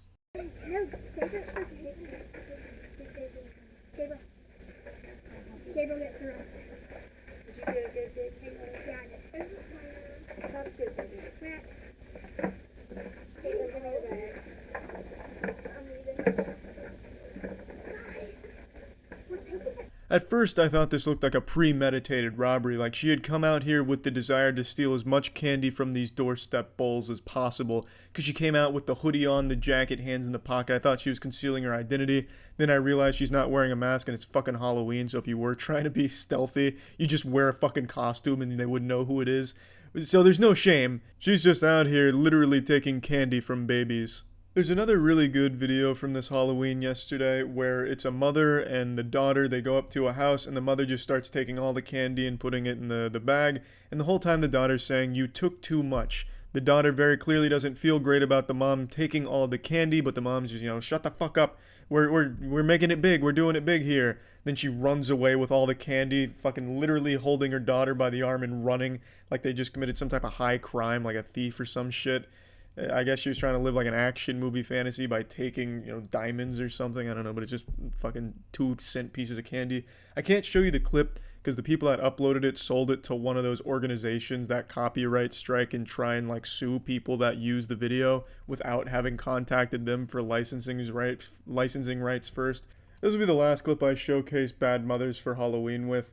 As you can see, the Lola Bunny cosplay there, or Playboy Bunny, I don't exactly know what look that's going for there, is raiding these chocolate bars right now. I guess she thought it was chewing tobacco, so she's really going hard on collecting all these like Pokemon. And by the time she's done, there's none left. There were 3 fucking full boxes of candy bar, and you bet your ass none of them survived her wrath. What a good freak out where someone completely fails to control their emotions and makes an absolute fool out of themselves in public. But you know what I love more than that? A good story. But what happens when a good story meets a good public meltdown? You get a piece of art. Something that not even Leonardo da Vinci could paint. He couldn't portray such beauty. And today I'm happy to say we were blessed with this perfect storm. We got an absolutely wonderful apocalyptic explosion in public over nothing, and an incredible narrative to accompany it. Do you have a vagina? I don't know. That's kind of my business. Do you? Do you have a vagina? I couldn't imagine a stronger intro- Oh my god. Oh my god. That was my dog. She just scared me. She must have been having a dream and kicked my chair. I thought for sure an earthquake had just hit Florida. Wow. Alright, now that my heart rate's come down after that jump scare, what I was saying is this is one of the finest beginnings to any fairy tale I've ever heard. Imagine if Harry Potter had started with a question like this: do you have a vagina? It immediately sets the tone for the rest of this video here. You don't need to be asking these questions. Yeah, that's a weird thing to ask. You're the one asking me what gender I am. I didn't ever ask you that. You're asking my pronouns. I didn't ask that either. Do I look like a man? I don't know what you look like. Do I sound like a man? Maybe, I don't know. There's a lot to unpack here, so let's pour some milk on this cereal. The lady on the street is accusing the person filming of asking her pronouns or something, which apparently never happened. The context for what led up to this is this lady who's on the street right now causing a bit of a ruckus. She was eating at this restaurant and then claimed that the restaurant served her cat meat instead of chicken. So naturally she was outraged. I don't know what the restaurant was, but the only place I could imagine serving you cat meat is Burger King, and it would probably be better than their normal menu. So she's upset, thinking that she didn't get the chicken she had rightfully paid for, and she's making a big hoopla about it. Apparently she had threatened to go get assault rifles, which I imagine is implying she'll come shoot up the place. She was also apparently throwing things at the window of the restaurant, which is when this person started filming this freakout. And that's where we're coming in here into the story. So we're already in Act 2 of this play, but now you know what led up to this moment. I also forgot to mention that shortly before recording, she was allegedly throwing around slurs as well. Now, I'd like to focus a bit on when she says, "Do I sound like a man?" Because she does something very interesting here, and I don't know if you caught it. I'll play it again. Do I look like a man? I don't know what you Do look I like. sound like a man? Maybe, I don't know. When she says, "Do I sound like a man?" she does it in a goofy accent that sounds like a Scottish professor. I don't know why. I guess some wires got crossed in her brain or something, or perhaps she really believes that every man sounds like a distinguished Scottish gentleman, but it is such a beautiful, like, flair to her sentence that I couldn't help but point it out. Do I stand like a man? What does a man stand like? Oh, then I guess no. This is my favorite part. "Do I stand like a man?" And then she strikes this ballet recital pose. She gets into like this wide stance. It looks like she's about to go into an improper deadlift. These kind of reminds me of like when kangaroos flex. You know, where they throw their arms out and you see like all their bicep veins and shit like that? It's the same pose.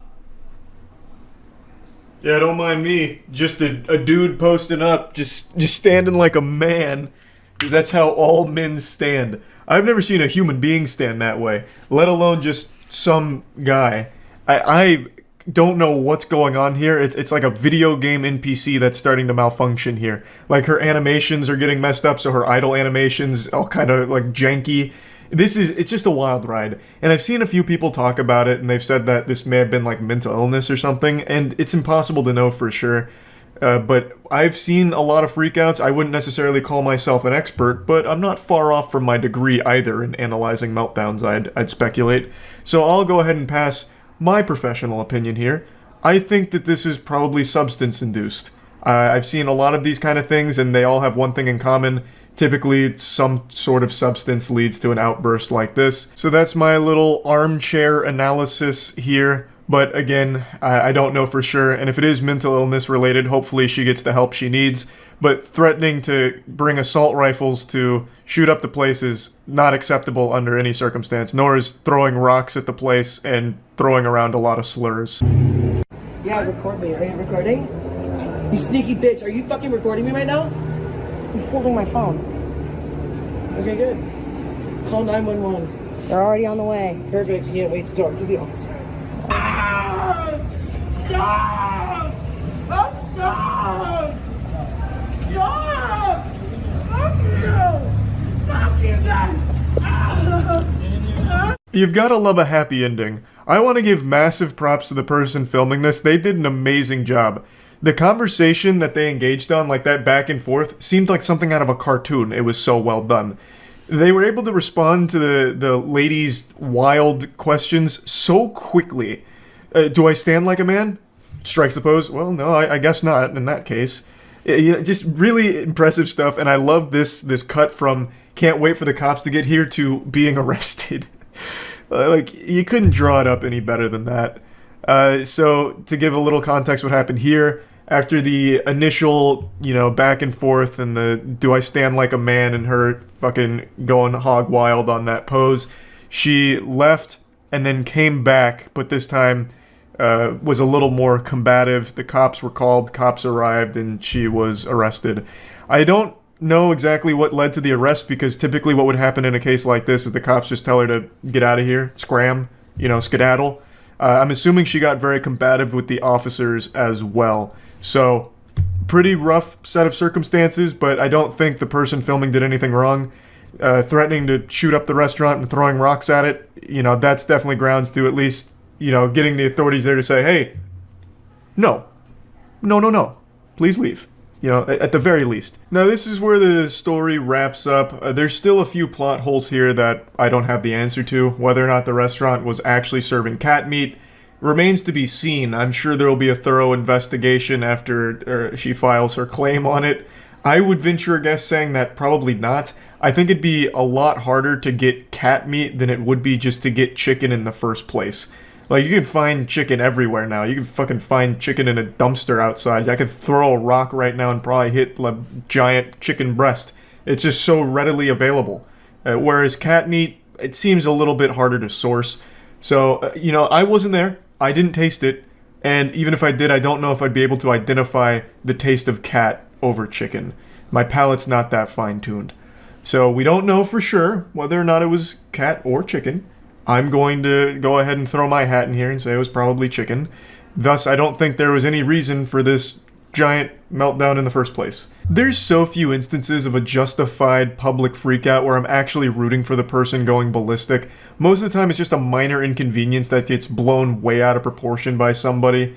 But the ones where I do root for the person going wild are the ones where it's like in court and the person who murdered a family member or did something heinous to a family member gets beat up by that family, or somebody like goes after them and gets a few rogue punches in before the cops separate them. I'm always pumping my fist saying, you know what, great. But aside from those extreme cases, it's never worth embarrassing yourself like this in public at all.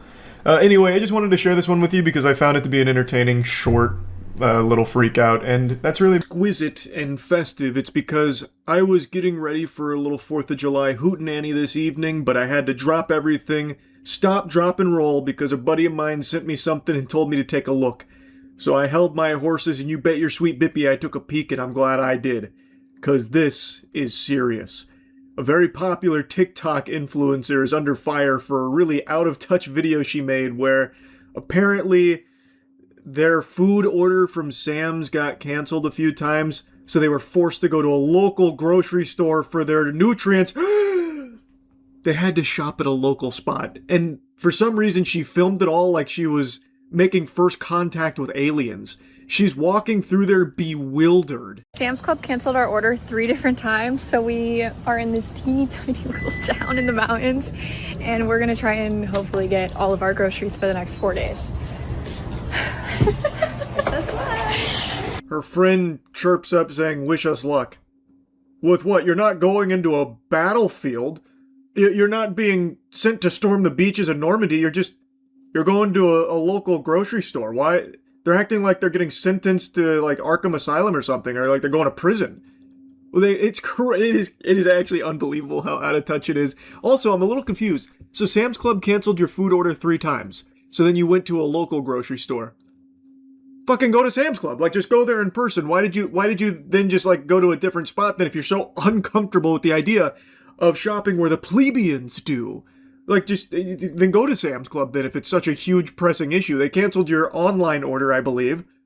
But did they also burn down the Sam's Club? They just pack it up like, Jesus, this fucking lady again ordering from us. All right, we're canceling the order and we're just ceasing operations. It's not worth it anymore. She's a menace.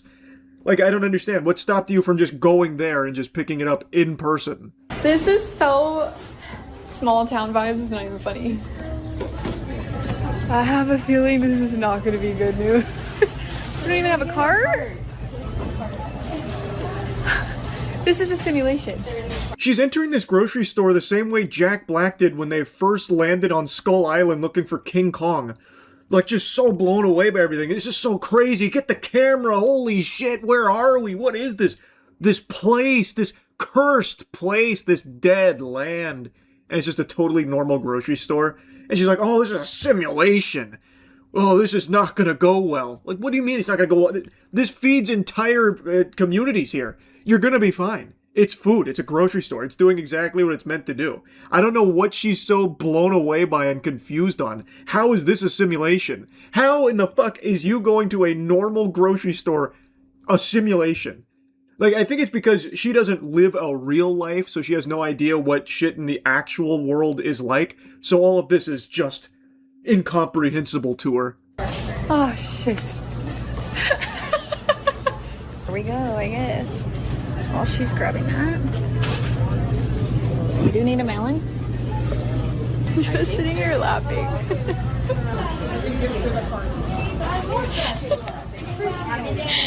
just sitting here laughing. Thank heavens, the hero has arrived with the shopping cart. Simulation has been broken. Whoa. Close shave there. Just sitting there in the middle of the store filming and laughing about shopping in a normal grocery store where normal people shop. In hysterics. Ha ha ha, I can't believe it. Look at this. They're shopping at a place I don't shop because I have so much money. Oh my god, are you guys seeing this? Oh wow, people live like this and shop in places like this. Oh wow, I could never. Their fruit does not look good. Like, all their fruit looks bad. I just looked at Lauren, she's like, I'm stressed out. I'm mad at Sam's. Sam's Club and I are not friends. Oh, they do have a bag of sweet. Guys, this is not good. Maybe I'll just do these. Aaron, I know, needs some stuff for his salads. At this point, I'm just grabbing shit. This was probably the most exciting thing she's done in the last 5 years of her life. Going to a normal grocery store. I bet she told all of her friends about that in the group chat. Guys, you won't believe where I was today. A fucking local grocery store. And then all of her friends, oh, are you okay? Did you get jumped? Do you need help? It's just so fucking, it's ridiculous. What a ghoul. She's like, oh, the fruit does not look good. It looks fine. All the fruit that I've seen here and everything that she's shown on video looks totally normal. She's just making shit up. Like, because now she's in a local grocery stop, everything is like beneath her now. Oh, all of this gruel. Ooh. Ah, yikes. But we're gonna tough it out. We're gonna tough it out, guys, and you're gonna join me on this journey. Like, why would she even film this?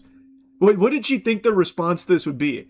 Does she not realize that the majority of people shop in stores just like this? And now here she is just making fun of it. And making fun of you, insulting you if you shop there. This is so beneath her that she can't help but come in here, laugh at you, and say how bad everything looks and how stressed out they are even being there in the presence of the riffraff and all of this not good-looking food, which again, all the food looks fine. Like, this feeds communities here. It's a normal grocery store. You'll probably be able to make it through just fine and for 4 days worth of food here. It's just so, it is actually so out of touch. I'm like, low-key, we should just order out, because this is crazy. I don't see any 100% beef. This is absolutely insane. Lauren and I literally just keep saying we're fucking mad at Sears Club. Thank you.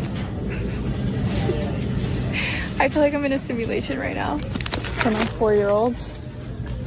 This is the only kind of pickle. That's fine. Aaron needs them for a salad, too. This place actually broke her. She just keeps saying over and over, this must be like a simulation. This is crazy. This is insane. What's crazy or insane about it? You're in a grocery store. Like, that's it. What is so wild or unbelievable about that? What the fuck? You're good. Okay, I'm seeing ribeye or strip. You like ribeye or strip better? This is crazy. Cream butter. I don't see any normal eggs. Oh shit. Those are ours simply because. How fresh those are gonna be. Right. Those are ours. Definitely have to hit. Beep beep. We have to hit the fruits and veggies again. How much do you hate me right now? I mean, not a lot. Just a little bit. I don't think I could have ever gotten Lauren drunk or high enough to be in this place right now. What an insufferable dynamic duo. That's just truly sad and pathetic. You're just in a normal grocery store. There's nothing crazy going on here. You're still finding all of the same food that you were probably ordering from Sam's. Maybe not like the name brand you were looking for, I suppose, but even then, I saw some like very normal name brand ones in like the quick fucking Cloverfield pan she was doing around here. It's all very standard grocery store shopping experience, and yet these two are so insufferable that they're still just taking the piss out of it and like, oh, Lauren, I don't think I could get her drunk or high enough to have come in a place like this. Oh, it's hell. She must be pissed. She must be so mad at me for this. How mad are you at me, Lauren, huh? Like, what? That's just so dumb. I can't believe that she actually filmed this and posted it. Baby, I can't get nothing. Baby, there is no plane. Oh, I didn't see that. My bad. Don't even ask. A crazy experience. An absolutely insane experience. The greatest part is that guys are there, so all we have to do is drive. I love it. I moved this cart. Oh, thank heavens. They made it out alive. Wow. Yeah, I bet her heart rate is through the roof. Fucking 150 BPM bare minimum. That was exhilarating. Really makes you feel something, you know what I mean? Going into a grocery store like that, a local shop, heaven forbid. Man, I'm getting a rush just having watched it and gone on this experience vicariously through them. Whoa, can you believe they actually went in there without like a hazmat suit, by the way? Can we just give them a round of applause for being so brave going in there wearing just normal clothing, normal attire? No like chainmail or anything? They just went out there and braved the elements. They went to a local grocery store without any kind of like, you know, Kevlar vest or anything. Holy shnikes. You could tell the lady at checkout. Now it started raining. What is happening? Literally, what is happening? Not it randomly start raining. Jesus, it was. What is happening to us? Jesus, take the wheel. I literally was like, what is going on right now? All I know is we gotta go. We didn't get ice. We have to go to Green Mart. I gotta go in there. I gotta go shop local. We have to get ice. It's like, we can just forget it. Pretend we forgot it. Alright, we gotta go. Absolute cinema. That cliffhanger, that like crazy scary revelation at the end of the horror movie. We forgot ice. The call's coming from inside of the house. What a twist. So now, what are they going to do? Are they going to go back in? No, it's too dangerous. No, they couldn't. And like she said, we're just going to pretend that we forgot the ice. It's safer that way. We don't want to go back in there. That's too much. That's way too. They already put themselves through the ringer just getting these nutrients there. That was hard fought. That was a battle. And then it randomly started raining. Like, what is that day? I mean, she's right. That's crazy. Like, what a wild day. Rain too? Like, what? The universe just was not on their side. I mean, shame on you, Sam's Club. You see what you made them go through? The torture they had to go through? Wow. So yeah, that shit sucked. I appreciate you sharing that journey with us. That was a very enlightening peek behind the mask. I feel like this is eye-opening to a lot of people that followed her. She is a very popular influencer from what I can tell. I don't know what the fuck she was thinking here. What a terrible look. Extremely out of touch. But yeah, I had to yap about it. That's really about it. I know it's not like a big deal or anything, but it's still so odd. I really don't get why. Like, how can anyone exist like this, that just going to a normal grocery store is like the scariest and like most exciting thing you've ever done because you didn't get your Sam's Club food order and they said no. So then you were forced to go to this, a normal place. I don't know, that just feels like a really hollow life to live. That feels really sad. But she clearly had a great time with her best buddy there, and they, you know, proudly shared it online for all of us to experience too. So there's that, I guess. Anyway, yeah. Public freakout, and there's no better stage for a freakout than Walmart. Some hero on Twitter today sent me this video that features a woman that must have just finished snorting bath salts in the Walmart bathroom and goes around preaching the good word of Jesus Christ in a way that I feel he would approve of. Pretty motherfucker. Really? I'm just trying to help you. I'm sorry, but I don't need your help. Yes, you do, motherfucker. I really enjoy the way she says motherfucker. She sounds like a Canadian trying to be polite about it, but still wanting to get the motherfucker word out there. You do need my help, sir. Can't you see that, you son of a bitch? Could you please just let me check out my groceries? Fuck you, I'm trying to help you, motherfucker. It's like in SpongeBob when he gets to rock bottom. I can't understand your accent. Instead of the she's substituting that with the word motherfucker. So she's tossing that shit around a lot, which I think is great because she's got a very firm grasp on that word. I really like the way she articulates it. And she also freestyles her pronunciation of it towards the middle of this video as well, which is nice. So she plays around with it. But I'll go ahead and address the elephant in the asshole here. She's very clearly on drugs. You can tell by the lip smacking and constantly licking of her lips and then sticking her chin out like the Crimson Chin for some reason.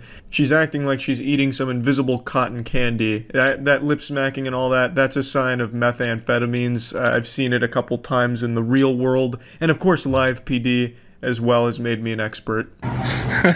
Wow. This is... You gotta ask Jesus Christ. I don't have to do anything. We're all sinners. Okay. He's not gonna force you to do it. You're sinning right now. No, I'm not, motherfucker. You fucking accuser. Get the fuck out of here, you fucking accuser. You motherfucking accuser.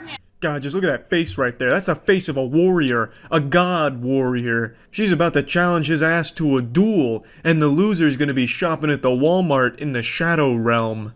Now, I'll be honest, I haven't read the Bible in a long time, so I don't know if doing meth in a Walmart bathroom is technically a sin. I don't think meth was invented back in Jesus' time, so it's not expressly in the Ten Commandments nor the Bible, I would wager a guess. So, taking that into consideration, I could see why she would think our protagonist with the camera here was being a bit accusatory. And I'm really glad that he's pointing some fucking fingers, because that sends her into an ultra mega meltdown. Get the fuck out of here! Wow. You motherfucking accuser! Accuser of the fucking brethren, you motherfucker! Excuse me. Yes, ma'am. Can I ask you what's going on? Did you see that shift from 100 to 0 like that? She turns that switch off, going from screaming and shouting and queefing about the brethren and calling this man an accuser, talking about wizards at Hogwarts or some shit, to, yes ma'am, did you need something? Well, what's the problem? I'm pissed because he won't repent.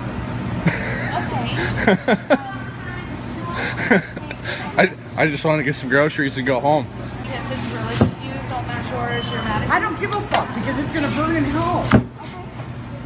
And you are too, bitch. If you don't have Jesus Christ as your savior, you're gonna be down there fucking with them. Yeah, that truce was short-lived. A little temporary respectfulness, and then she's going right back to talking about him going to hell, and then calls this woman a bitch who's going to hell because she doesn't have Jesus in her heart. But she doesn't know that. Maybe Jesus is in that woman's heart. She didn't take a moment to properly digest the situation and deduce whether or not Jesus was there or not. Far be it for me to make this accusation. I don't want to be labeled an accuser, but I just don't think this woman is a real ambassador for Jesus Christ. I just don't think she's doing the job properly. I don't think she knows what she's doing. She might not be qualified. There, I said it. Screaming in holy fucking terror of fucking fire and brimstone. Do you fucking get it? Yeah, totally understand. But I can't have you yelling and spewing profanities at other people that are in the store. Well, fuck you then. I mean, answer my fucking question. Fuck you, don't call me ma'am. Who the fuck told you what my title is, motherfucker? It's around this point that she starts to transform the motherfuckers, going from a very strict motherfucker to a much more relaxed and casual motherfucker. Shut the fuck up. Okay, can you hold this? All right. Motherfucker! You can't leave. That's why I'm doing this, sir. Ma'am, this is my job. I'm not sensing God. She tosses around the word motherfucker more than Samuel L. Jackson, but I'm a little confused here because she says that what she's doing is her job. I'm curious to know who's paying her to go to Walmart's to start saying, motherfucker, you're gonna burn in hell if you don't repent. I just don't think that kind of job really exists. Plus, what are they supposed to do in the middle of Walmart? Just break down into tears, rip off their clothes, and piss on the floor or something to prove that they're repenting? Like, what? How, in her mind, how is this supposed to go? You're begging them to repent and saying they're going to burn in hell if they don't, but what are they supposed to do? You didn't give them a tutorial. You didn't teach them the proper ways of doing it. You know, you're just not very good at this job, if it is such a thing. I mean, I tell you, you snort 1 pound of meth in a Walmart bathroom and all of a sudden you think you're an expert on all things Jesus Christ related. Ma'am. You're in my personal space, bitch! You're in my personal space. Get out of my fucking personal space! You came over to me, motherfucker! I didn't come over to you! Move yourself from the Fuck you! Ma'am. Shut the fuck up! You all better repent! Because the kingdom of heaven is at hand! Now she's sounding like Rita from Power Rangers right before supersizing the villain. To be fair, I think she's got a great voice if she wanted to get into like some death metal screaming and such. I think she could have a career there, but I just don't think this position she's working with is going to pan out too well for her. Fuck you! I never brushed my fucking teeth! Don't you fucking know that? Don't you know that by now? Aha, the truth comes out. I knew it from the get-go. I said this sounds like a woman that doesn't brush her teeth, and she admitted to it right in front of all of Walmart and God. But I don't know why she doesn't brush her teeth. I don't see what the fuck the point of that is. It's not like it's unholy or against the Bible to brush your teeth. You know, you can still have Jesus Christ in your heart and have some clean teeth, some good dental hygiene. Get the fuck out of here, I told you! I don't give a shit! They're gonna fucking... I don't give a shit! You can lock me up in a fucking prison, like without fucking parole, and I'll be better off than any one of you motherfuckers! Amen, sister. That was the most powerful fucking thing I've ever seen in a Walmart. Sounded like Chris Farley from that SNL skit, living in a van down by the river.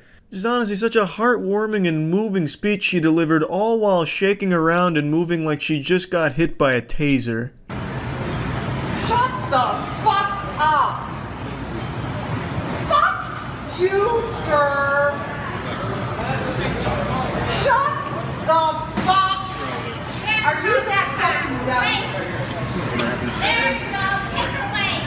These people are going home. Stand up. And the crowd goes fucking wild. That's where this story ends, but man oh man, what a bold and effective crusade it was for this woman, I would say. Just one of those classic Walmart freakouts you love to see. With one of the finest public meltdowns this world has ever seen. The Bagel Boss guy. This was an incident that occurred at a bagel shop where a guy who was on the shorter side of things absolutely went ballistic and lost his mind, all because he felt like he was being insulted for his height. So he got really aggressive, trying to fight everyone, like a small chihuahua lashing out at the bigger dog, turned it into a huge spectacle, yelling and screaming. I'm sure in his head he imagined himself like Kratos from God of War with all of this anger, but in reality he just came across like a squeaky toy. It was so beautifully silly, and today, I think we may have found his spiritual successor. There was a man who melted down in a McDonald's about his height. I'm right here. You wanna show these people what a fucking big man you are? Picking on a fucking little man? Come on! Come on! Hey, come on! What's wild to me is he actually looks like the Bagel Boss. They could be brothers. So they have the same build, the same face, and the same attitude, and the same effect on women. Her face really tells the whole story on how uncomfortable it is to be around something like this. I love watching videos on these kind of outrageous freakouts for no reason, but I think if I was there in person, I would just feel so slimy and yucky. It'd be so fucking miserable to be around it. Come on, motherfucker! Bring it on, motherfucker! Bring it on, motherfucker! Yeah! Yeah! Come on! Hey! Bring it on, motherfucker! Hey! Bring it on, motherfucker! Yeah, bring it on! God damn it! Yeah, bring it on, fucking later! There is a lot to unpack in that 10-second clip right there. So let's get to the post-fight analysis here and break it down. So after getting into this man's face and yelling point blank at him like it was a Call of Duty lobby on Xbox Live, the guy finally has enough and he starts yelling back, which I think is adorable. That's like something you do to handle a bear. Like if you're trapped and a bear's coming at you and it's hungry and salivating, you just make yourself look big and get real loud. So this guy just yells back at him and then throws him against the wall.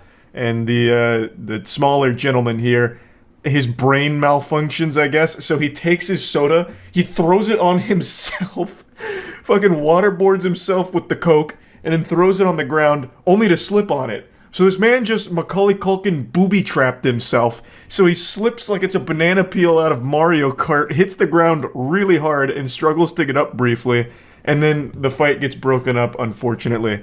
If you can even call this a fight. This is just such a sad Looney Tunes level event, what happened here. Nothing went right for the instigator here, the smaller guy who's for some reason really upset. Hey, I'll fucking bring your ass out! I'll fucking lay your ass out! You hear me? You hear me? I will lay your ass down! I want to see this altercation from this guy's perspective because he's doing a much better job than the current cameraman. This guy's in like a squatted position getting a really cinematic angle here. He absolutely has some directing experience. So I'd really like to see the video from his phone because the cameraman that we're following right now is terrible. He is missing all of the action. Our cameraman is looking everywhere but where he should be. It's so frustrating. I will lay your ass out! Hey! Do you hear me?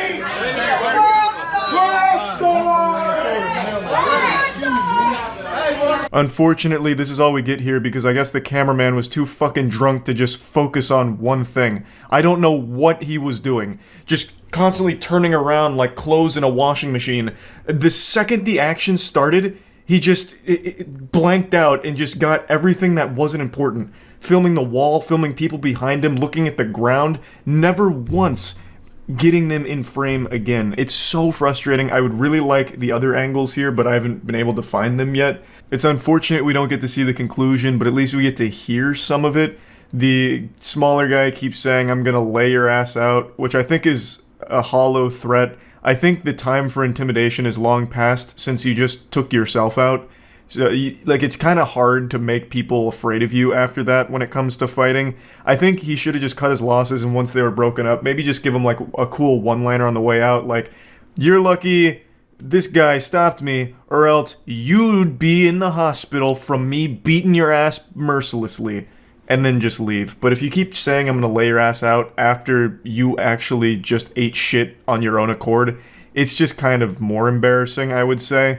Like, this guy really owes a huge debt to the worker that separated the two of them, because without him, I think this could have gone a lot worse. It could have been significantly more painful for him because he bit off a lot more than he could chew here. I'd also like this video to serve as a PSA. If you're going to film a public freakout, film the fucking freakout, not everything around it. I don't know if he was trying to be like sneaky with his phone so no one knew he was recording or something, so he just didn't know where he was aiming, or what went wrong here, but this is just such horrible camera work and it's insulting. I'm almost more mad at the camera guy than that smaller guy was with the customer in line. Like, it makes me so upset. I'm getting furious. I'm getting short man rage right now because the cameraman couldn't fucking focus on the action.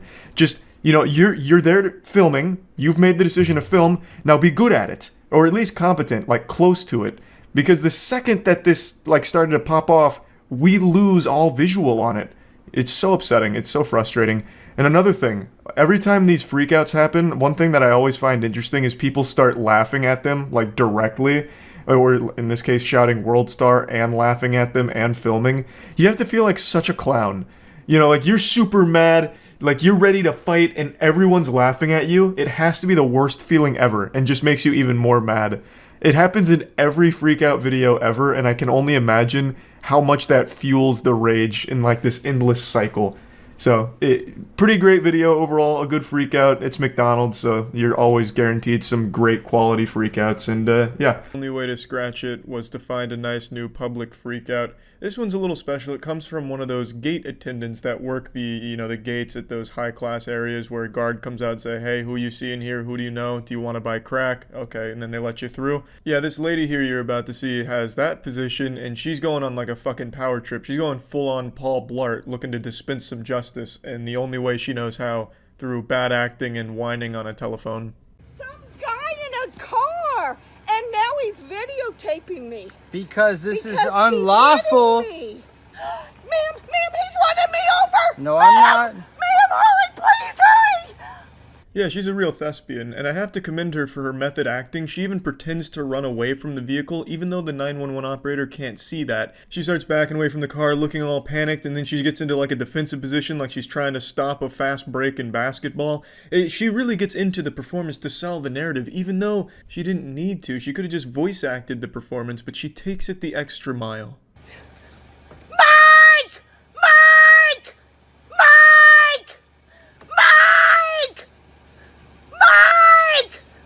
She has the voice of an angel. Feels as though your ears are being caressed by a chorus of 1,000 mermaids. I don't know who Mike is, but he's nowhere to be found. And if these piercing screeches weren't enough to get his attention, then that guy just doesn't fucking exist, or he's already run very far away from this woman. Yes, please! Hurry, ma'am! Ma'am, I don't know, and he's a lunatic and he's videotaping me! Ma'am, please hurry! Mike! Her face looks like a thwomp from Super Mario 64. I bet if you actually did hit her, she'd make a sound.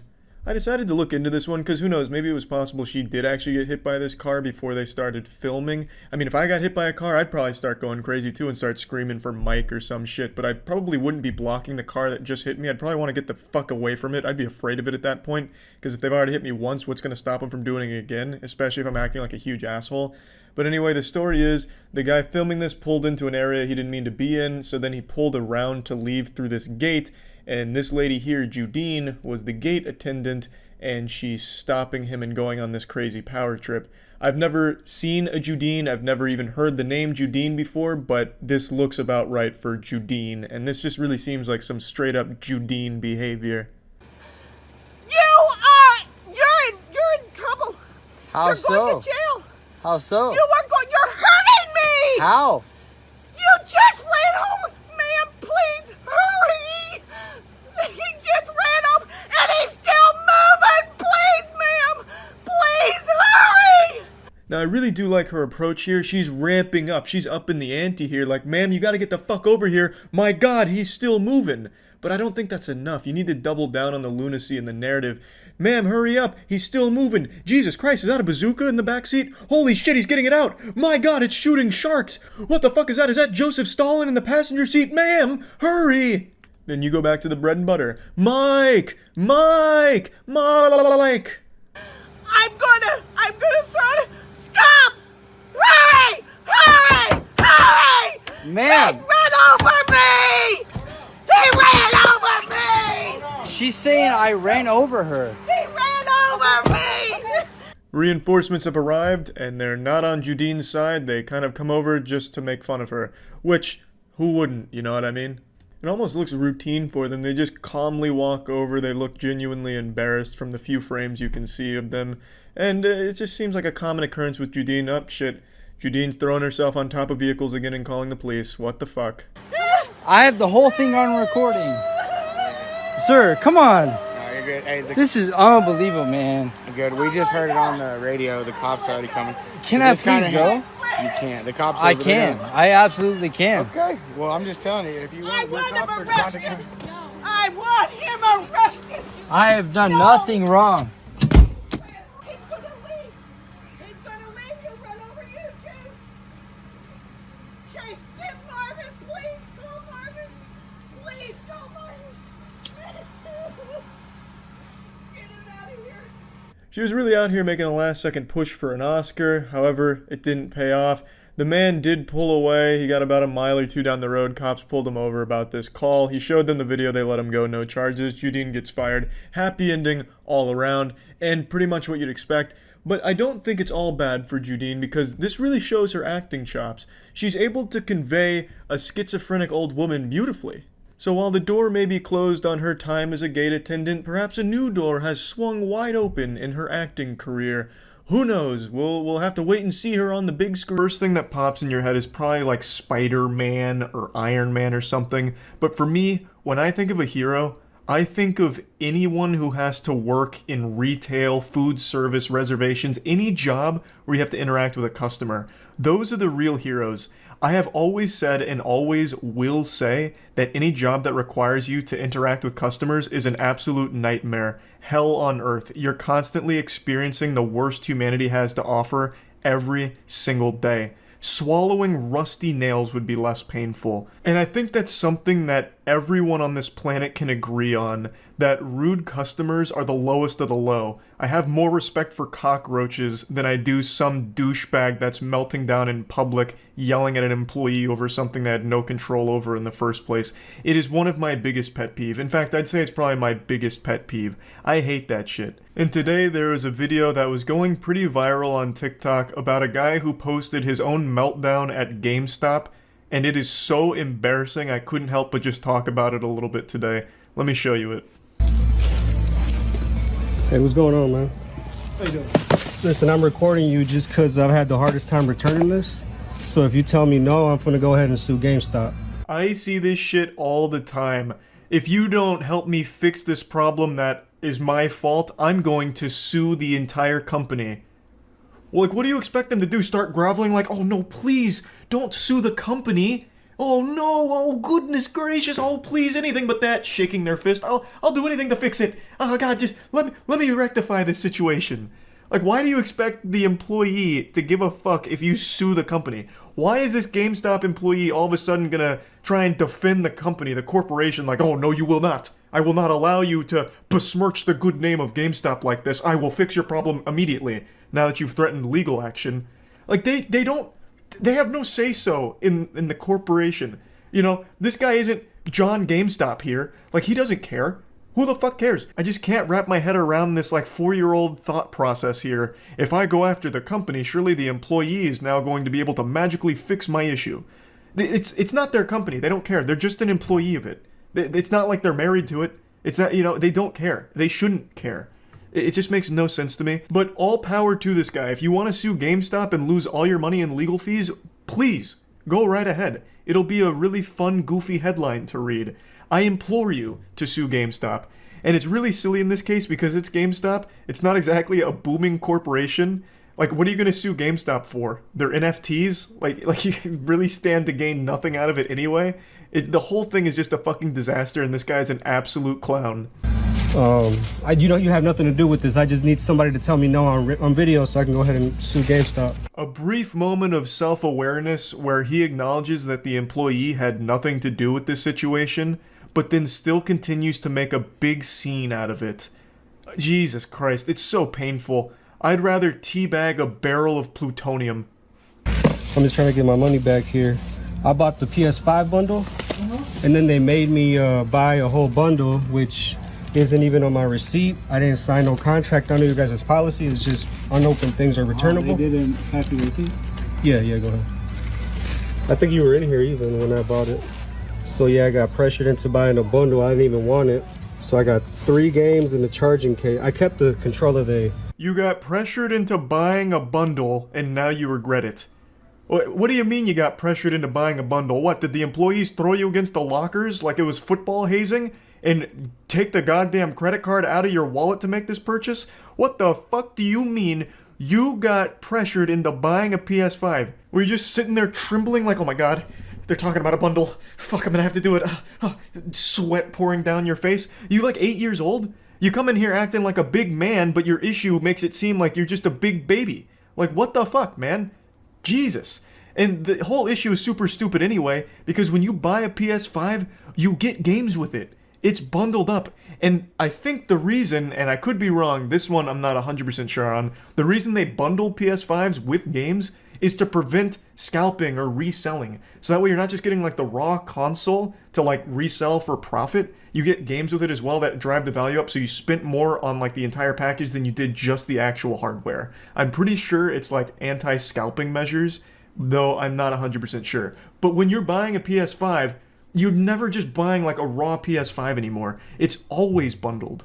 Well, I get where you're coming from, where you didn't want to buy the bundle, but that's the only way you can get the system. Okay, what do you mean by that?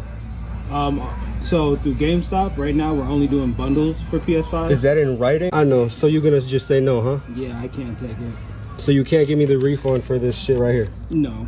Absolutely massive props to the employee here, keeping a level head and just delivering a firm no. I love that. Lays out the facts. The only way you get the system is with a bundle. Not much I can do for you there, champ. You made a decision that you regret, and I can't help you. But stop blaming us. It's your fault. You're dumb, not us. Like, okay. When's your manager working so I can come and fuck with him? Because I'm going to definitely come fuck with him. It should be tomorrow. Tomorrow? What's his shift? He should be in the morning. All right. And what's his name? I just come and I'm just gonna come fuck shit up. Like I'm telling you, I'm not fucking around. The guy who got pressured into buying a PS5 apparently is gonna come make another big scene to the manager of the GameStop. How embarrassing. And this happens every single time. The customer is the one recording this.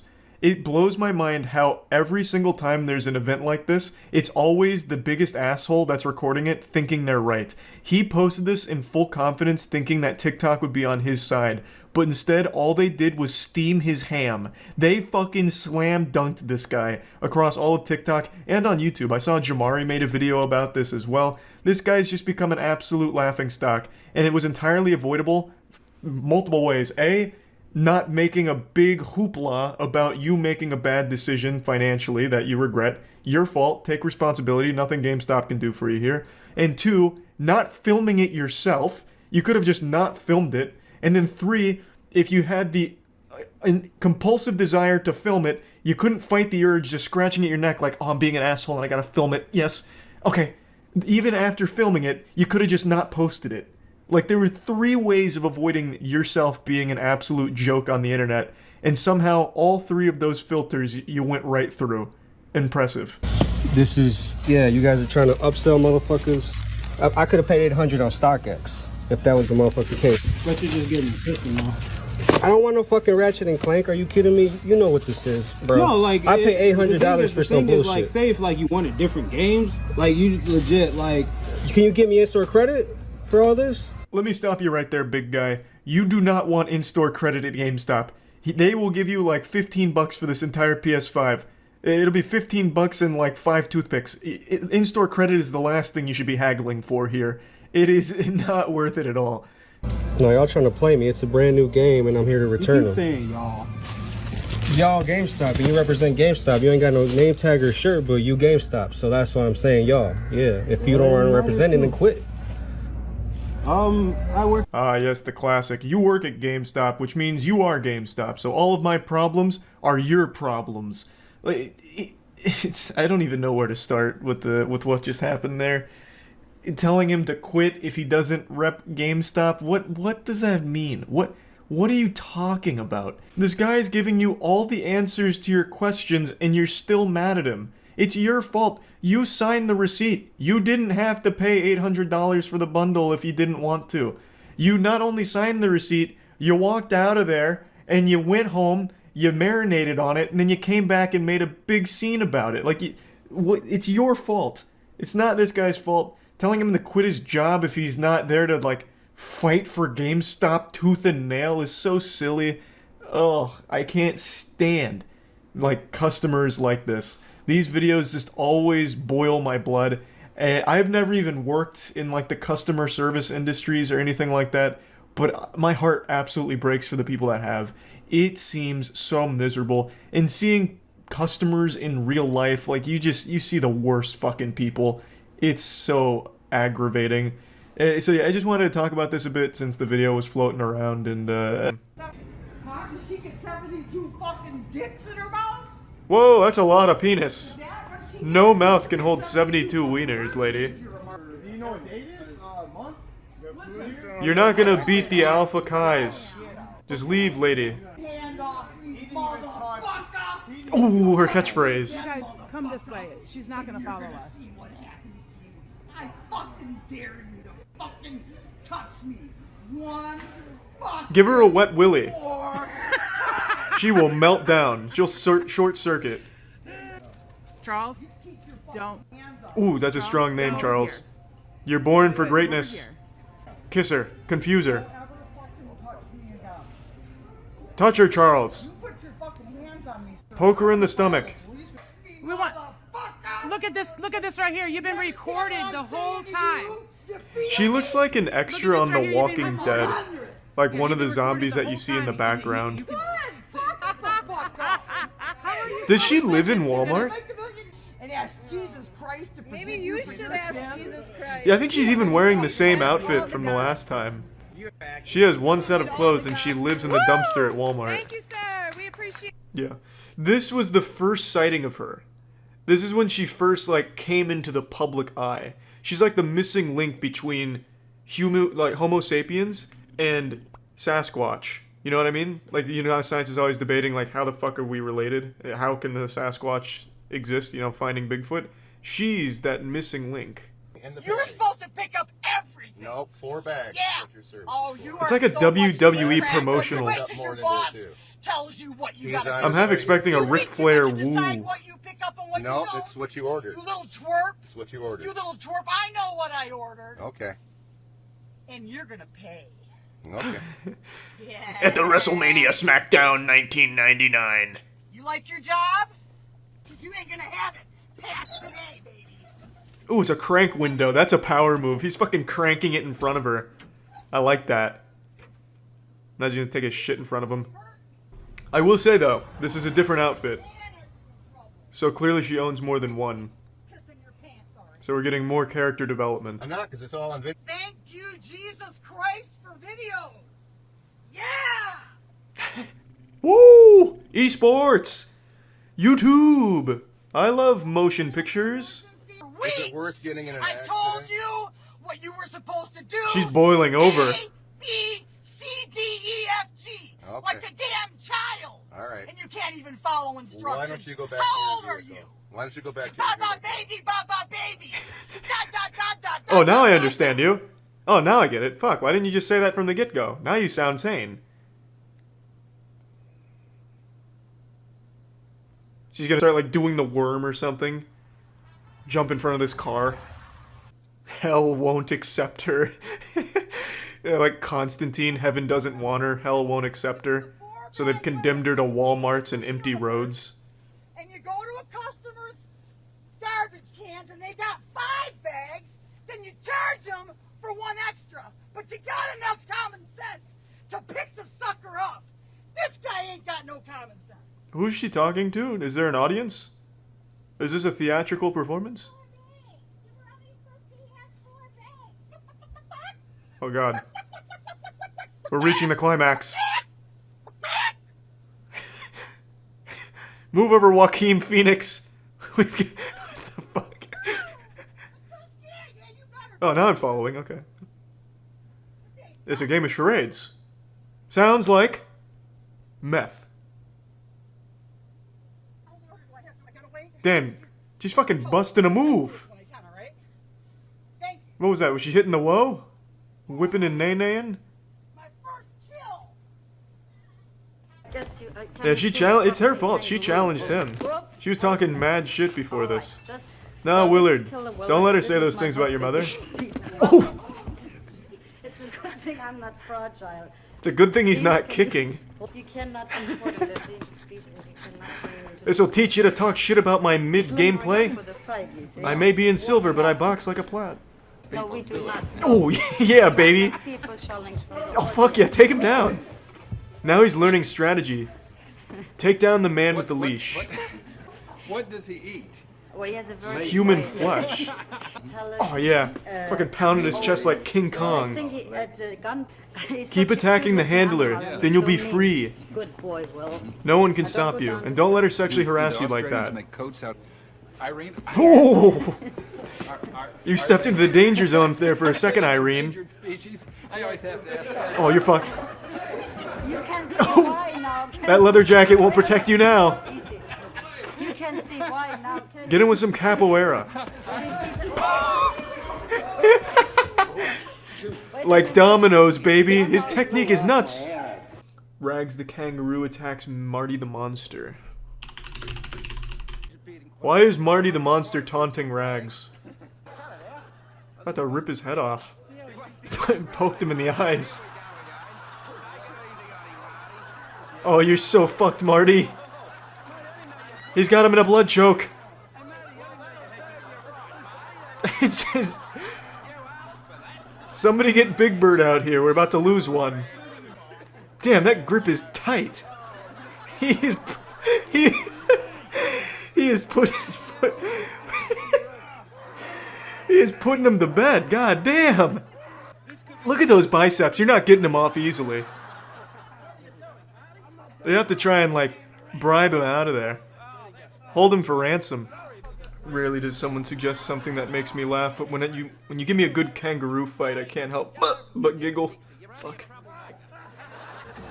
Yeah, grovel at his feet, Marty. Fuck. Just get Marty out of there. It's like a red cape in front of a bull. 4 tsunamis have struck the coast of Alaska, including the order. He's gonna shoot the tsunami away. How's that gonna help against the tsunami? Don't worry, I have anti-tsunami weapons. Nobody has a phobia of puppies. This man is an actor. A paid actor. Doesn't sound like a phobia, it sounds like a sexual fetish, like he's coming. You're a pussy. Not a coward, you're a step above that. Pet the goddamn puppy, Marvin. That dog's gonna have such a big ego at the dog park, like, yeah, I made a biker afraid. No fear, they go after fear. I know it's tough. No, they don't.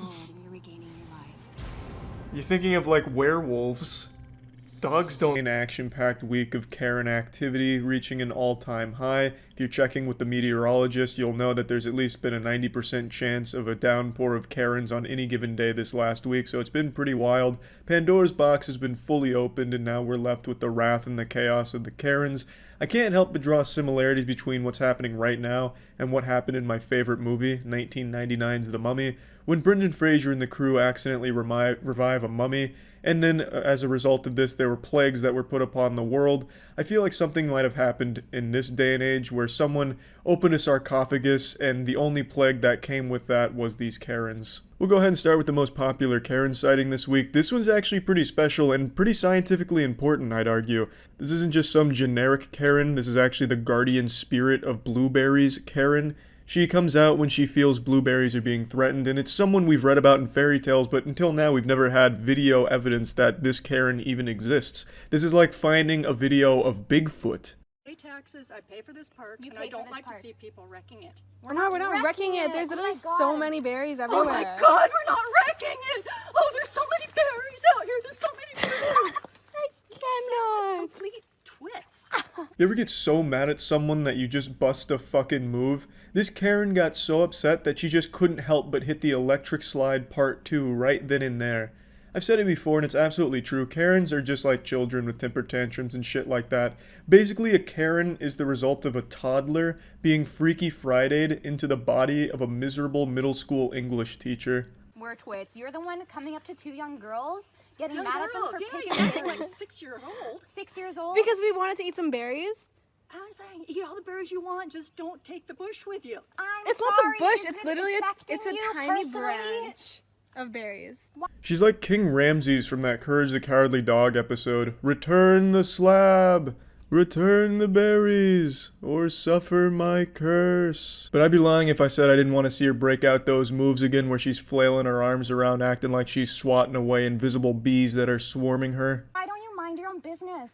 Why don't you mind your own business? You know, that is the fucking rudest thing you've said to me. You decided go to come back up where to you us. came from if you want to use language like that. Oh, why don't you go back to where you came from, you fucking colonizer? I like how that's where the line in the sand was. You've gone too far telling me to mind my own business. Are you kidding me? Mind my own business? Do you know who I am? I can't mind my own business because I'm fucking miserable and I need to get mad at every opportunity possible so I can yell at some kids, so I can boogie down with my fucking noodle arms, and I need to get mad. Mind my own business. Now I've gone way too fucking far and now I'm fucking upset. Imagine thinking it's rude when someone tells you, hey, just mind your own shit. Honestly, the rational response to that should be like, you know what? That's a really good point. This isn't affecting me personally. Why did I interject myself into this? I'm getting the fuck out. You come from? Where did you come from? I'm actually curious. Where did U.S. U.S.? Oh, yeah. So you're not even you're from not here. Canadian either. Yeah, I am. Oh, but we are Canadian too. I was born here. I was born here too. Okay. Were you born here? No. Okay, Oh. so this is actually like I was born here and you're not even born here, and you're telling me to go Doesn't back matter, to you're where telling us to go your back to- grandparents weren't either. That's the thing. Were your grandparents born here? No. Yeah, that angle didn't pan out too well for you there, did it? Not only did they get to eat those berries, but they got to slap you down right there on your own fucking stupid argument, so that was a bit rough for you. Is that what you want? I'm just telling you to get a mask on. I don't have a mask.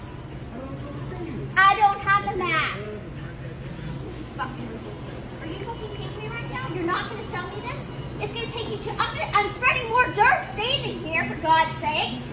Yeah, this seems about par for the course. This looks about right for your average Miller Lite consumer here. I imagine there hasn't been a single case of Miller Lite that's been sold that hasn't had this kind of negative interaction with a customer. Buying a case of Miller Lite just says to your friends and family, hey, I make bad choices.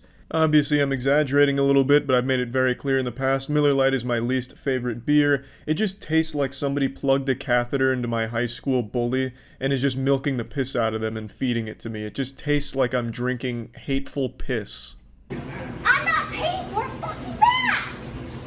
I'm not paying for it. We have a right in America not to wear a fucking mask. Have you not watched the news?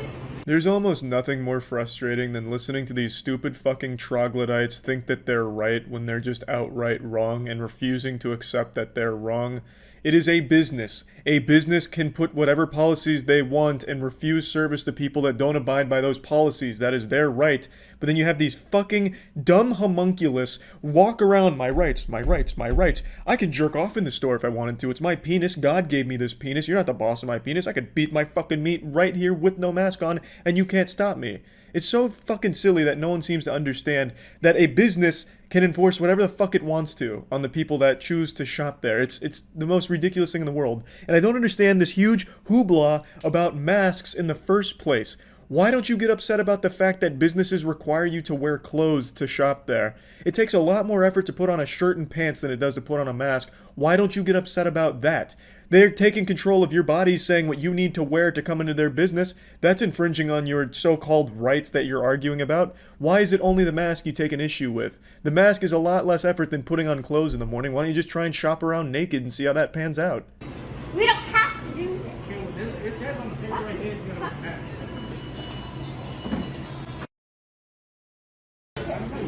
There, find it. I'm not going to tell you. I think it went over there. You spit on the front counter. Don't do that. I think okay.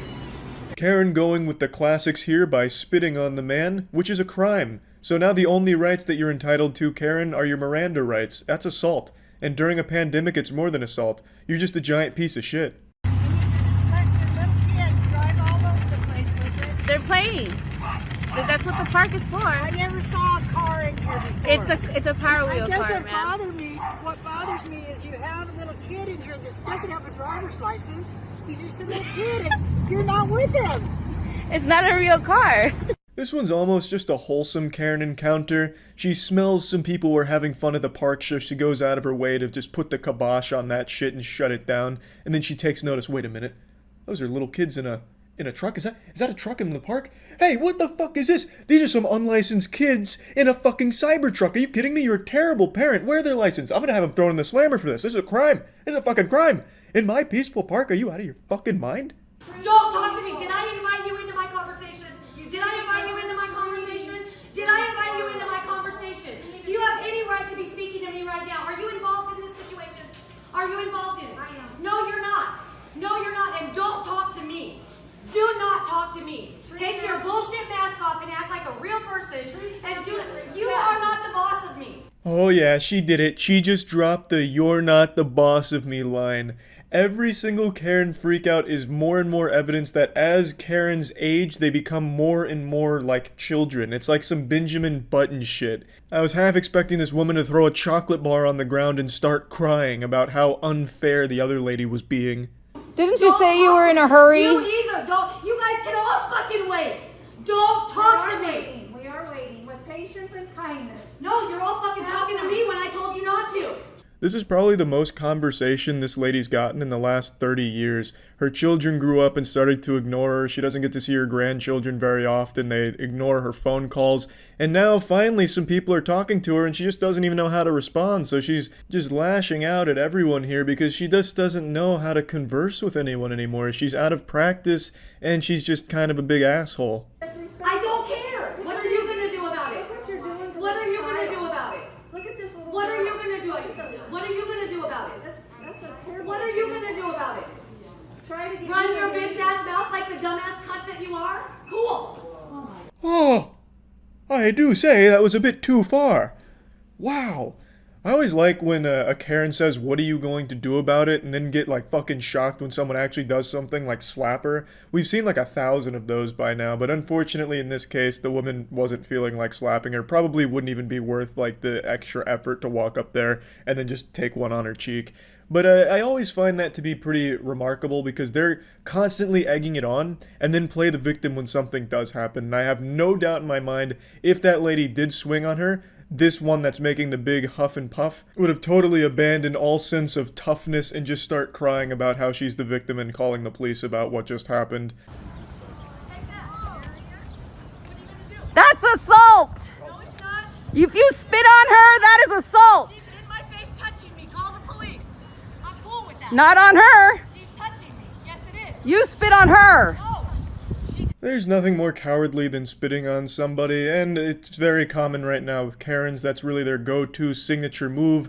Their anime finisher is just the old loogie that they pop at someone that they're having a disagreement with. But yeah, these were the biggest Karen clips of this week, and another great week of Karen activity for sure. And I don't think there's any signs of the Karens starting to slow down or become self-aware. For as long as Facebook exists, these Karens will exist. True victims of the coronavirus lockdown and quarantine, which is of course the middle-aged, short-tempered Karens.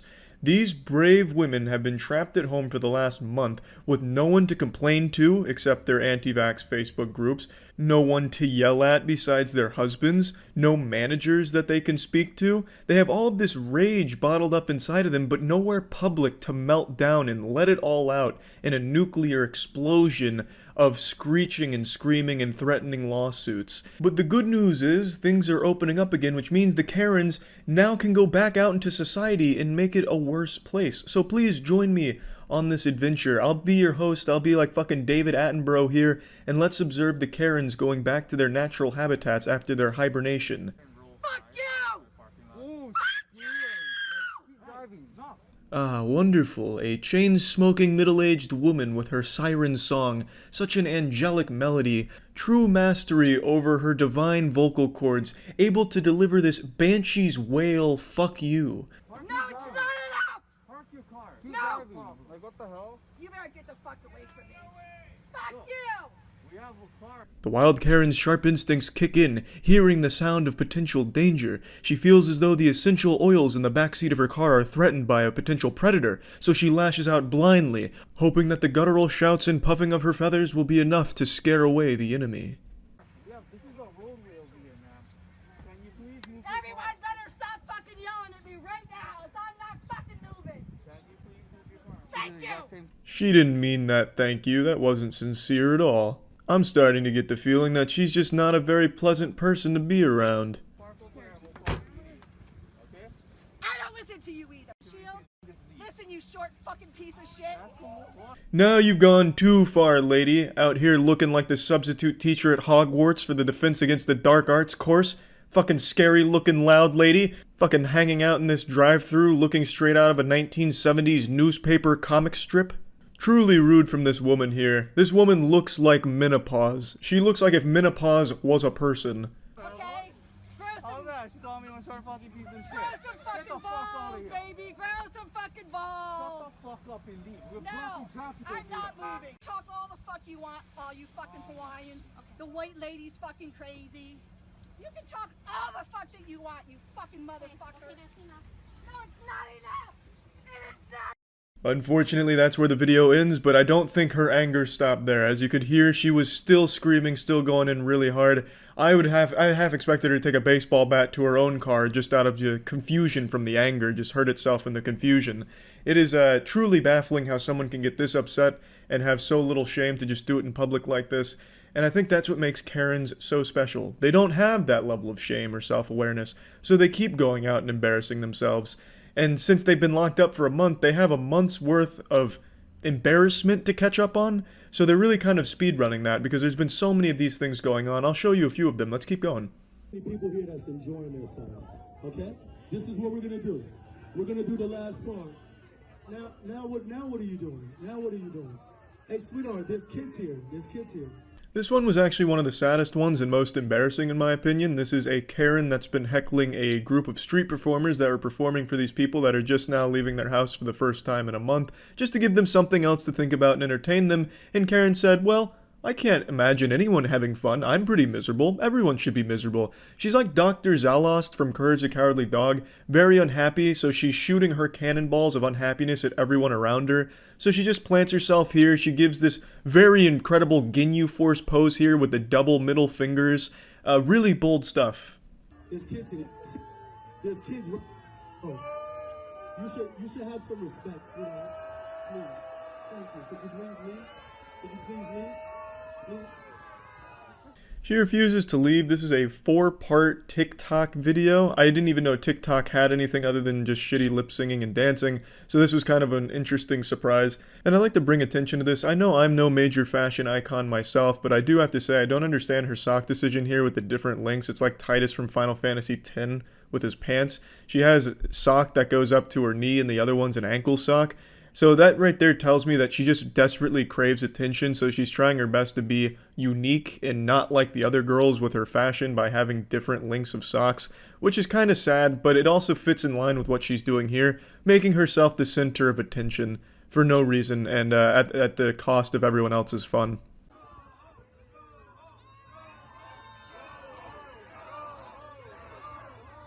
Sweetheart, we're doing flips in here. Perform at. Can you please move over? You were just standing right there. Why would you come right here in our way? Can you move over? Can you please? Can you move over? Can you please move over? Please? Please? Can you please leave? Can you please leave? Spoilers, she doesn't leave. She's made up her decision. She is going to ruin everyone else's day because her day and most of her days are apparently not very good. So she's taking it out on everyone around her.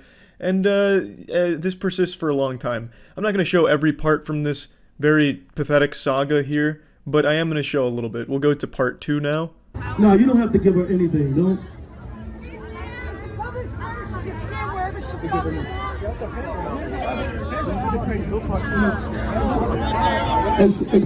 One of the mothers from the crowd is begging with the lady to please leave because they want to watch the show, and of course, the Karen refuses to do that. But what I find extremely interesting about this part, as you just heard, some woman in the crowd express support for what she's doing by saying it's a public square, she can stand wherever the fuck she wants. I think that is incredible. I will never understand how people can see behavior like what this woman is doing and be like, you know what? I agree with that. She should be allowed to ruin everyone else's day. It's a free country. If I want to ruin everyone else's day because I'm fucking miserable, I can do it. And fuck all of you. I like that the crowd stood up and said fuck off and told that lady to leave and she immediately left. I just have to wonder how. This is huge. Everyone, no matter what, will always have supporters. No matter how heinous and unlikable you are, there's always going to be people that will support you. I don't know if that's uplifting for some people to hear or not, but I think it's depressing. There should be objectively wrong ways of handling things, and this is one of those from this Karen standing here ruining the day, and yet still someone finds a way to support it. Crazy to me. We're gonna rate this place out. Follow me, fellas. Let's rate this place out. Everybody wants the Soul Brothers back. Follow me, fellas.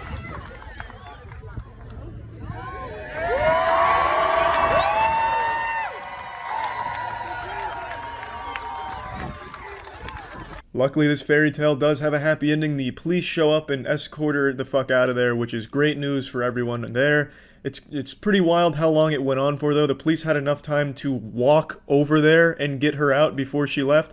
That's a long time of just making the atmosphere worse around her. And I know she's going to go home and think that she was in the right. She probably talked about it on Facebook groups about how brave she was. And, you know, everyone clapped when she ruined the performance. Everyone was thrilled with her stand for justice or some shit. So the delusion, I'm sure, is still there. I don't think she had any amount of self-reflection or awareness for what she did or how bad she is as a person for this kind of shit. But that's Karen's in a nutshell. Let's move on to the next one. 3 inches away from our fucking car. I couldn't even get into my fucking car. I had to climb over. Oh, but you're sitting in it? I had to climb over, dumbass. Did you not hear what I just fucking said? While yes, that experience does sound traumatic, there was another way of approaching this situation. You could have backed the car up and then got in normally. You chose to climb over the driver's seat and turn that shit into a playground to get there. Just fucking stop. God. If you post that, I will sue you. Go right ahead. I'll sue you. because you can't post someone's face on the internet without permission. I'm gonna go. For some reason, these Karens that spend the majority of their life on Facebook and reading 50 Shades of Grey fanfic still don't seem to understand that you can't sue someone for recording you in a public situation. But I do like the way she phrases that. You can't put someone's face on the internet without their permission. It reminds me of Arthur, where you can't go on the internet and tell lies. It has that same level of innocence to it to a certain degree, but I think it's time they finally get educated on Facebook instead of just believing in these fucking weird conspiracy theories and shit, to understand that yes, it is totally legal to record in public. It's not illegal. They're threatening me. She told me she hopes I get raped by a pitchfork, and I'm gonna go to the cops, and I need evidence. So what is the problem? They park it. I couldn't get into my car. I had to climb over. And then when we were talking about it, about how close they parked, she came and went, "Oh, you stupid ass bitch, you want to talk?"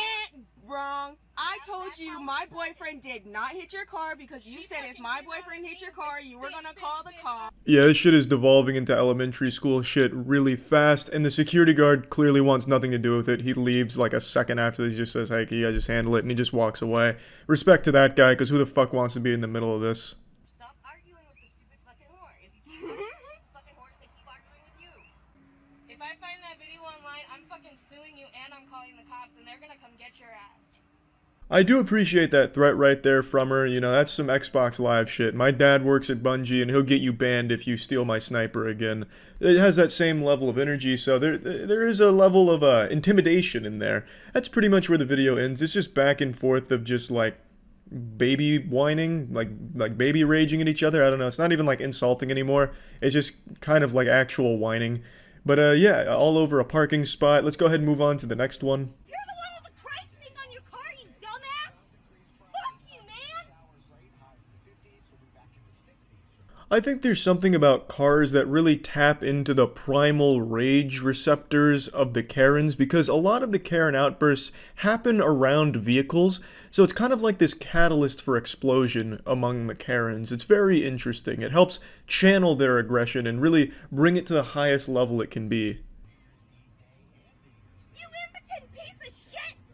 I hope your kids get cancer! What are you looking at? She's all over the place now, attacking the spectators. She sounds like Miss Piggy having a fit, throwing a weird little tantrum here. She's speaking as if she's writing this shit on Twitter from behind the computer monitor, but in real life you can't hide behind an anime profile pic, so now she's just got her face attached to this despicable shit.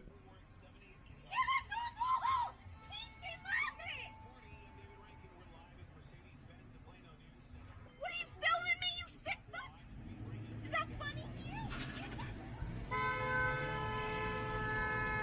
Honestly, a pretty thrilling conclusion. I would have liked to see where it went, because she was clearly in hot pursuit, like some Mad Max shit, honking that horn, coming in hot. But unfortunately, there's no more to that video. But yeah, there's been a ton of Karen sightings and incidences over the last week or so. I just felt it wasn't necessary to show every single one. I think these kind of represent the general attitude of how it's been getting reacclimated to the, you know, Karen meltdowns out in the world. Now that they've allowed to leave their homes, and you know, they don't have to keep tapping into the wine cellar reserves, so it's getting wild out there again, and experiencing record levels of Karen activity, and scientists are still baffled as to why.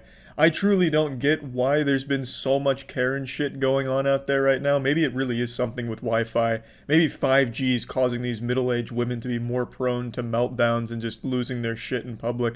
I couldn't tell you, but it is absolutely remarkable. So I'd like to show you what a max level Karen looks like, the final boss of Karens. This is like in Power Rangers when all the Zords come together and fuse to form the Megazord, but with all the Karens coming together, fusing into the Mega Metapause.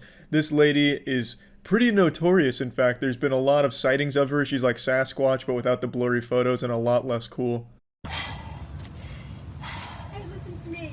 We don't play games here anymore, okay? Next time you ever talk to me like that, you're gonna get your ass kicked by my family. They're gonna fuck you up. Look at her. She looks like an angel here, a heavenly glow shining down upon her, the Archangel of Wine. So this is a very popular video I'm sure a lot of you have seen. This was our first exposure to this wonderful woman. And one thing I'd like to point out is sometimes you can just tell by looking at someone that they're an unpleasant person to be around. This lady's dressed like she's in the witness protection program here, trying to conceal her real identity. This outfit just screams, I'm an angry old lady. What did I do? Right. They're gonna fuck you up. What did I do? Because you are an asshole. Look at the whole stairs to But yourself. you had these Why stairs don't and you that go somewhere stairs? else where you can go to a gym? This is not just for you. Her voice is an absolute assault on the ears. The screeching is so high-pitched it's like some kind of weapon that'd be used for crowd control. She sounds like if Miss Piggy inhaled a ton of helium and then got like tickled. It's a truly ear-piercing screech. I don't know how anyone could stand to even be around that voice for long enough. She's like an X-Men, but like an evil X-Men, so like one of Magneto's crew. It's truly terrible to listen to. And apparently the issue is the girl was stretching on these stairs, and the old lady wanted to go down the stairs, which she still managed to do, but she didn't like the fact that she was stretching on the stairs. She just went down, so I guess she wants the stairs entirely to herself. I don't know how the fuck she walks downstairs and why someone stretching on them would be such a hindrance unless she's walking down like this, trying to take up as much space as possible. I have no idea how she could possibly have found trouble getting down there just because she was stretching on them. Oh, Get the fuck out of this world. Get the fuck out of this state. Go back to whatever fucking Asian country you belong in. Okay, You racist. fucking bitch. This is not your place. In a surprise to absolutely no one, she turns out to be racist, and if you look on her chest, it looks like she's got Tony Stark's arc reactor coming out of her chest, but what it actually is a gold medal. So congratulations to her for receiving the gold medal in racism presented by the Deep South Sister Kissing Committee. This is not your home. We do not want you here.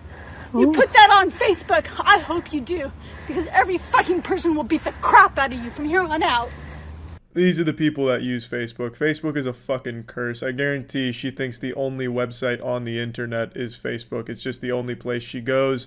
It's where she gets all of her fucking garbage. It's truly a terrible place. But I don't even understand her delusional logic. Like, I hope you put this on Facebook because people beat the shit out of you. Why? I don't understand. She hasn't even like said a word. So her just filming her meltdown is somehow gonna get the filmer beat up. I think Meemaw's been hitting the sauce a little too hard. She's living in a fantasy world. I just can't understand the logic. Hey, look at this video of an old woman melting down. Let's beat up the person that filmed it. Like, even this lady's inbred family would probably be on the side of the girl filming this. Like, yeah, Grandma was looking like a real piece of shit on this one. Don't you ever say, oh Jesus, to me when I want to use the stairs, you little bitch. There's other stairs. You are a sick, fucking, ignorant teenager. Oh, thank you. Fucking what, middle-aged woman? Who wears black in California sun? Who the fuck wears black? Are you an idiot? You wear black in California sun? Seriously? Now, I'm no expert on the California sun, but I'm gonna wager a guess and say it's not too different from just the normal sun. I'm pretty sure, and take this with a grain of salt, wearing black in the sun is probably okay. But this isn't the end of this lady. This was only our first encounter, the first phase of the boss battle. In fact, this outrageous octogenarian walked away in this video to go to her car in a nearby parking lot where she was filmed again being loud, yelling, and racist. So she was really just on a spree this day. She was speedrunning racism. Great. Did you just make a racist comment? You know what? I am not a racist person. You just made a But you know racist what? comment. You need to go home.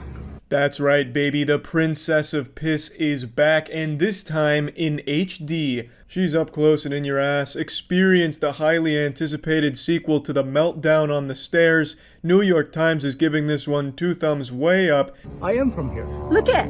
Go home. I am here from here. Go home. I don't care about your Facebook or your video. Oh, okay. You're Do you making know a how racist many comment people right can't now? stand you being Oh, here? great. You play games. We don't play games. Oh, what kind of game are you playing? I play games where you get fucked to death.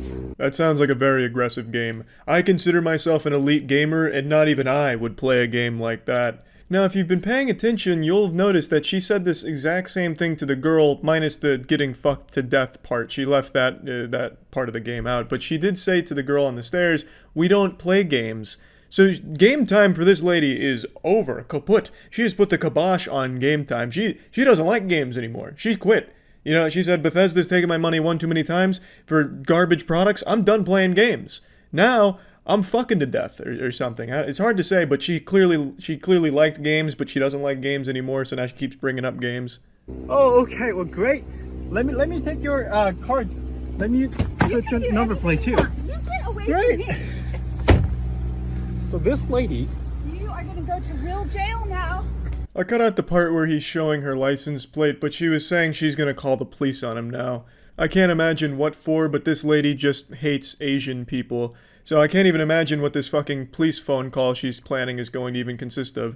Yes ma'am, what seems to be the emergency? Yeah, this guy's Asian? What do you mean, go fuck myself? Well, great, you are. Kind of man? I think you're going. You understand me, kind of man? You understand me, kind of man? Respect. Respect. Respect people. Respect. Lady. I don't understand your language, Respect, man. lady. Respect? Then you move your car. You're There you way go. too close. Get away from me. There you go. You don't even know how to park the car. Yeah, I forgot, can't cut out the license plate here, but I definitely need to show you what this is about. So she's super mad because his car is close to hers because she can't fucking park her car. It's fucking terrible parking job. I don't know if she's drunk driving or just too old to be behind the wheel of a vehicle, but this shit is deplorable. And he's not even that close to her car at all. She just really wanted an excuse to be racist again. She hadn't had her fill from like an hour before this. It's crazy. It's hard to even imagine an old lady as unlikable as she is. Just a giant asshole. You don't even know. There you go. Do you know who my family is? Do you know who your family is? Go home to your family. Here she goes again, mentioning her family. She's speaking like an affluent teen in high school who's bragging about daddy's riches. She's treating it like it's some Game of Thrones shit where her family's gonna come out of nowhere riding on horseback to save her from nothing. I mean, she's not like in anything. She just creates her own problems and embarrasses herself. She's just a big piece of shit. This is from your government. Respect, Go home. lady. Go home. Get This is educated from my and government. respect. This is from my government. Get Go home. educated You are and so respect. fucked. You're gonna get fucked. Your Get kids are gonna get fucked. respect. Yeah, I think Grandma's been reading too much 50 Shades of Grey. She just talks about everyone getting fucked, apparently. It's contaminated her. This is my Get educated and country. respect, lady. This is my Did you country, finish and college? This is from my government. Did you finish Go college? Home. Did you finish Put college? that on your Facebook. Did you? You know what? Did you? You are nothing. What did you say? You're nothing. I said, Exactly. what? You're nothing right there. What? Lady, get educated and respect. Little boyfriend. That's where the video ends, unfortunately. It seems like it continued, but he probably just got bored of listening to her, like, regress into baby form. Like, her intelligence was literally getting shit out of her body. Like, every pore was just losing intelligence. She just started forgetting how to speak. It just got rough. So I understand why he probably stopped recording, and unfortunately this is where the saga of this old woman comes to a close, but what an exciting one it was. A very, very impressive Karen meltdown and racist rant. It's fucking wild stuff. But we're not done yet. In fact, I got a little surprise for you. A bonus Karen coming in hot. Property? Hi, I'm asking you if this is your property. Why are you asking? Because it's private property. Because it's private property, sir. This is some shit straight out of a horror movie. This is a haunted Karen. If Karens were Pokemon, this would be a ghost type. This shit is truly terrifying. Just like the pan up to her weird, smiling, odd fucking... It was unnerving is the right word for this situation here. You're defacing private property, or is this your building? You're free to express your opinion, but not on people's property. Okay. Absolutely. Sure. Just respectfully. Sure. So we're just saying, absolutely, your signs and everything, and that's good. This is not the way to do it. Okay. It's private property. Every time the camera panned to that Redditor dude off to the side there and then back to the lady, I expected her to be a little bit closer to the camera, like right out of those mannequin scares where the mannequin moves when the character stops looking at it. That's what I was expecting, but unfortunately she's keeping her distance here and still just kind of frightening people from a little ways away. So if I did live here and it was my property, this would be absolutely fine. And you don't know if I live here or if this is my property. We actually do know. That's why we're asking. Oh, really? Because you live here, right? You said so. Because we know the person who does live here. Oh, okay. Then I suggest you call him or call the police, or because you're accusing me of a crime, correct? He's beginning to anger the Karen spirit here. I'll be honest, it's kind of boring after this point because it's just idle conversation here. It's not too great, and then they eventually walk away.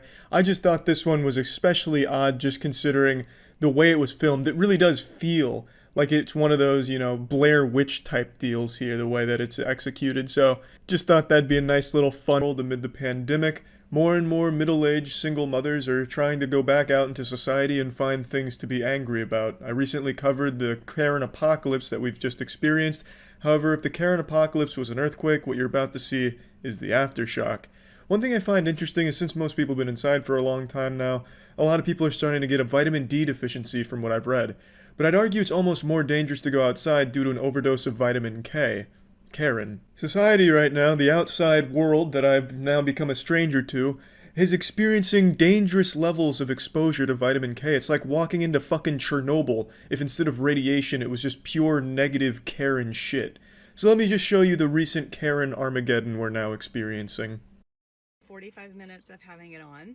It's the first time I've worn one. I am disoriented. I'm a little mad, if you can't tell that already. Oh, don't worry, you weren't keeping that a secret from me. I had a sneaking suspicion. Between that stereotypical where's your manager haircut, it's time to go to corporate and take a shit, also the facial expression that just kind of conveys I'm always mad even when things are great, I was just able to immediately sniff out you were a bit upset about something. Like, I'm frustrated, but I don't feel good physically. Like, I can tell you right now, I wasn't getting enough oxygen, and I just had on one of these little stupid things. I see what she means. I can hardly breathe in this shit. I'm about to fucking pass out on you, just suffocating myself here. I like how my beard hair kind of sticks out here. It's like little innocent pubes popping out of someone's whitey tighties. But anyway, this is something I see a lot from these kind of people. I can't breathe in it. It's impossible. I'm suffocating to death. I would have loved to see her in the store if she's trying that shit, like she's just like falling over herself and then like everyone's ripping the mask off to try and save her life. Jesus! What is this, a mask? She's killing herself for our safety, what a hero! She's wearing a mask and she's dying for it! As if there's anything easier in the world than just putting on a mask. Like, how fucking spoiled and entitled and weak do you have to be to think that putting on a mask is some like giant sacrifice or something that's hard? I feel dizzy. My hands are kind of tingly. My heart is beating fast, so some of it's an emotional reaction, but some of it's a physical reaction. Now, I'm no doctor, so please take this diagnosis with a grain of salt, but I think what you're experiencing is hyper-screeching withdrawals. The symptoms seem about in line with that. You see, for 2 months, you haven't been able to go out in public and yell and scream at retail workers, so your body's just been a little bit confused, and now that you're out in public again, it's getting tingles, it's getting anxious, it's just its way of responding. I understand the virus is real. Okay, I understand the virus is real. Well, that's better than a lot of people on Facebook, so good for her there. But it's also extremely sad that there's actually people that don't think it's real, so you have to clarify that you believe in it, as if there's some type of fucking debate on whether or not it's real. Friends, look at the numbers and tell me why everybody's living in fear. Tell me why we're putting these things on and not being able to breathe. I just want to cry. Well, go ahead and cry. I'm not gonna arrest you for it. Let it all out. And as for why people are putting masks on and not being able to breathe, I think that's a problem exclusive only to you. I mean, this may come as a shock, but doctors work like 12-hour days with a mask on the entire time. Nurses too, so they can clearly breathe. The design's fine. No one's suffocating wearing a mask.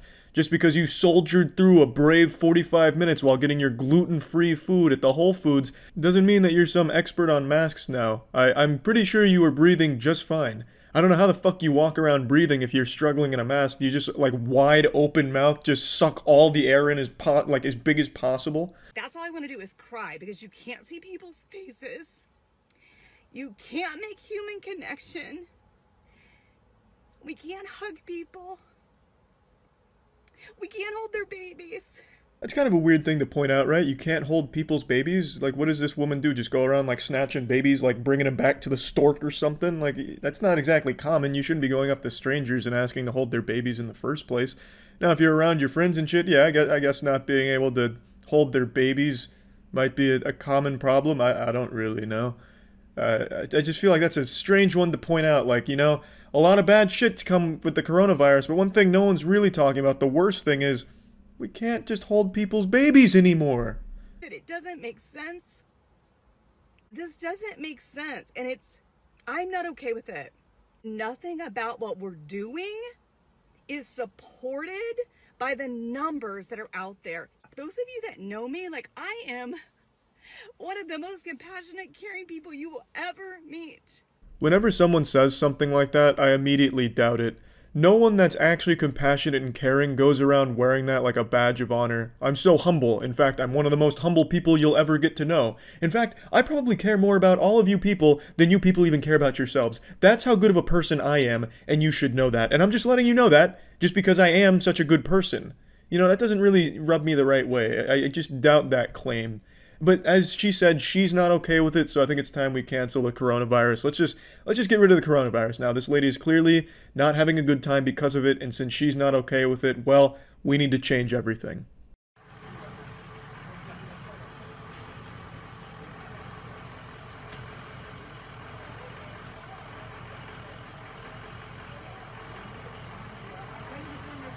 I like this one because the lady in it walks around like a video game NPC. It's like she's playing Animal Crossing with the shovel, trying to get the right slot. But instead of a shovel, she's using her phone to record for her Facebook anti-vax group, so...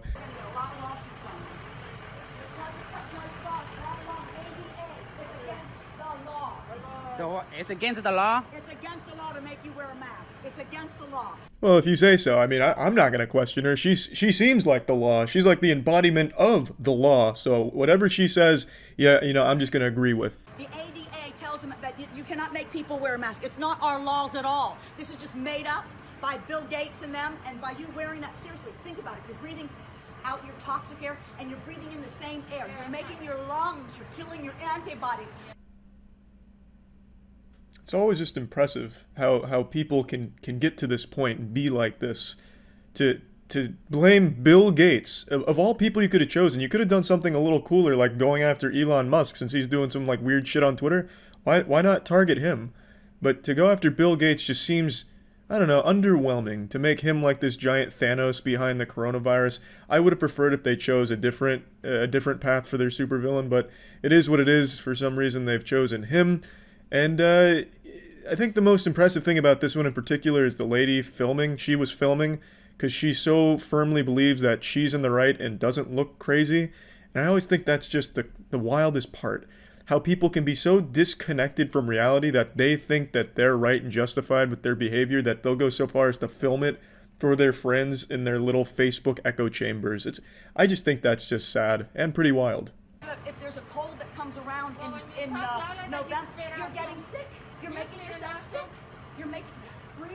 Yeah, you're spitting out too. No, baby, that's not what's going to make you sick. You're alive. Go look on the package, and it will tell you. It will not protect you from COVID-19. You are hurting yourself. Don't stop being lied to. They want to kill all the Mexicans. Do you believe in the COVID? They want to kill all the black people. They want to kill everybody. Watch out what you're being told. You're being lied to. It's actually really hard to keep up with the exposition here. I really don't understand at all what she's talking about or where she's going. But god damn it, she's confident in it and really fucking obnoxious. Do you believe in it? Do I believe with the COVID? I believe there's a virus, but it's not what they say. It's like any other virus. They have 99% cure. 99% cure. So what kind of a virus is that? We all had viruses. We all get colds. You're being lied to. Please do your due diligence. Read, do your research. Don't let the government fool you. That's something I hear a lot from this community. Do your research. It's like flat earthers. Do real research, not like, you know, real research. Do our research. Please read our sources. Please stay on Facebook and read our bullshit. But these people are so ingrained in their beliefs that no matter what, they're never changing. Like in that Flat Earth documentary, there's multiple groups of Flat Earthers that prove themselves wrong multiple times and still just brush it off like, oh, we must have just done something wrong. Now, the world can't be round because we think it's flat. So all this, everything that proves it's round that we just did ourselves, well, it's wrong. We must have messed up because it's flat. That's the exact same way these people operate. No matter what, they're not going to change what they believe.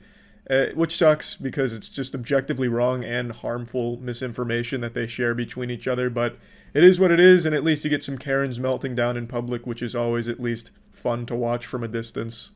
Be smart, please, for your sake, because what's happening is she's hurting her antibodies in her body, she's breathing in the toxicity and the carbon monoxide. not getting enough breath in her lungs, which is going to cause her lungs to weaken. It's all damaging. Look it up for yourself. Go online and look it up. I will. Take my word. Thank you. Okay, thank you, Professor. Have a lovely day going home and then yelling at your husband. Okay, so I need to talk to a manager because I'm not wearing a mask. Okay, understood. Perfect. Just a moment. Go ahead. Go ahead. It's always refreshing to hear that signature catchphrase, I need to speak to a manager. It's refreshing, honestly. I just really, you can always get like a sense of joy when a very irate woman says those words because you already know what's going to follow, and it just never really gets old. Hi, I have a medical condition that I'm not allowed to wear a mask, and I'm not required by HIPAA rules and regulations to disclose that. Being a loudmouth asshole is not a medical condition that prevents a mask. In fact, it should be encouraged so that way you're not just fucking screeching. At least the mask will act like a little muffler, like a fucking silencer on James Bond's gun for your fucking yelling at the retail workers. I also decided to look into it because she publicly talks about herself in this video and puts herself out there, so I looked into it. The medical condition she has does not prevent her from wearing a mask in any way. And just for the sake of playing by her rules, I won't disclose what the medical condition is, but she talks about it constantly and just has it plastered all over her website. She's also an avid flat earther and considers herself a general truther in all things, as most of these people do. Okay, can we shop for you? So, what does that look like? I have private things I want to get that maybe I don't want you to see. For you, but I can't let you in the store without a mask. Okay, so where's the regulations that state that? The regulations? Yeah. That is company Because you're discriminating against me now. Do you know that? The bombshell! She said she's being discriminated against! Oh, well, now this company needs to close its doors or let her in and let her make her own rules. Now you've gone too far. To discriminate against her? Yep, now you've gone too far. You're going on her blog, mister. You're really done fucked up now. You're discriminating against me. No, because I have private stuff that I don't want you to see. What kind of private stuff could you possibly be buying at a grocery store? What, are you scraping bacon grease off the grills in the back and are embarrassed about it? Are you smuggling plutonium in there or something? What could possibly be a big secret at a grocery store that would be embarrassing? All they fucking carry for the most part is food and vitamins. What, do you want people to not know that you take fish oil pills or something? I don't really get it. It's a lame fucking excuse. These people just look for reasons to stay angry, even when people are offering alternatives to kind of fit into what they're comfortable with in their lunacy. This man's going above and beyond, saying, we can shop for you, we can do this for you, do that for you, and she just comes up with the most outlandish excuses to not use that and stay angry. It's wild to me. You can call corporate office, but I can't help you. Okay, well, you guys can get a lawsuit. Because you can't discriminate. I'm trying to help you, but I'm No, not you can't. How is that? How's that helping when you're gonna do shopping for me? I'm gonna give you my bank information. How do I? Huge kudos to this guy for staying so calm during a Category 5 Karen hurricane, because this shit is so fucking annoying. I don't know how he was able to maintain his cool. Miss, call corporate office. I'm sorry. Okay, I need a card. Do you have a card for them? I sure can. That'd be great. If anybody wants to shop here, you have to have a mask, and here is the policies. I edited out the part where she talks about who she is and also where she is, just for the sake of not having people go harass her. But she talks about the policies, which a company is absolutely entitled to have, and pretty much everywhere requires you to wear a mask. But for some reason, these whiny children just can't put a mask on, which takes literally less than a second. It's genuinely one of the easiest things a human being can possibly do. It takes no effort, it takes no time, and it's not that big of a fucking deal. Just some fucking misbehaving children. You can't tell me what to do. I don't want to do this. I'm gonna throw a fucking temper tantrum and I'm gonna throw my Legos on that side of the room and you can't stop me. Fuck you. I'm putting this on Facebook. But you're pretty chipper. You're pretty chipper. Huh? You're happy? Why not be? Why are you happy? Yeah, buddy. Why are you happy when she's clearly not happy? Because she's unhappy, no one in the world is allowed to be happy. If there was a kid with an ice cream cone and a smile on their face, this woman would go over and slap that shit right out of their hands. And do you know why? It's because she's unhappy. So why the fuck is anyone else allowed to be happy? But yeah, anyway, these are the most recent Karen sightings. I'm sure there's going to be plenty more as the floodgates are starting to open. So stay tuned for more incredible Karen antics out in society. My ass like it owes me money. Sandman must be too busy out there honking boobies to come pay old Charles a visit. He's a little too preoccupied, I suppose. I just can't get sleepy. But it's alright. Is what it is. I don't hold a grudge about it. But what I did notice just a minute ago is that Matt sent me a message that I missed earlier today. So imagine my surprise when I took a peek there and noticed that I didn't respond to something because I didn't see it from him. It was this wacky little clip here that I actually kind of want to yap about. It's a stream clip from a streamer named Plaqueboy Max who was out in public letting people know that they should vote for him at the Streamer Awards, and he happened to run into a former America's Next Top Model winner. I think they were a winner, I'm not entirely sure. I decided to look it up. The old curious cat over here, she did not win America's Next Top Model. As far as I can tell from researching it, she got third. Doesn't matter one way or the other. But what happened is, he ran into her on stream. It was a holly jolly good time. They were having fun back and forth for a little bit. And then she wanted to film an Instagram video showcasing him and telling her fans, like, you know, let's support him. And then while doing that, she asked if he's going to kiss her. And what happens next will shock you, like a fucking Darman video. What's your name? Should I put you on my stories right yes, now? Yes, you should. Support your black business? 100%. We're here with Plaqueboy Max, y'all know what time it is. All platforms. all platforms. You Make gotta sure y'all support vote. him.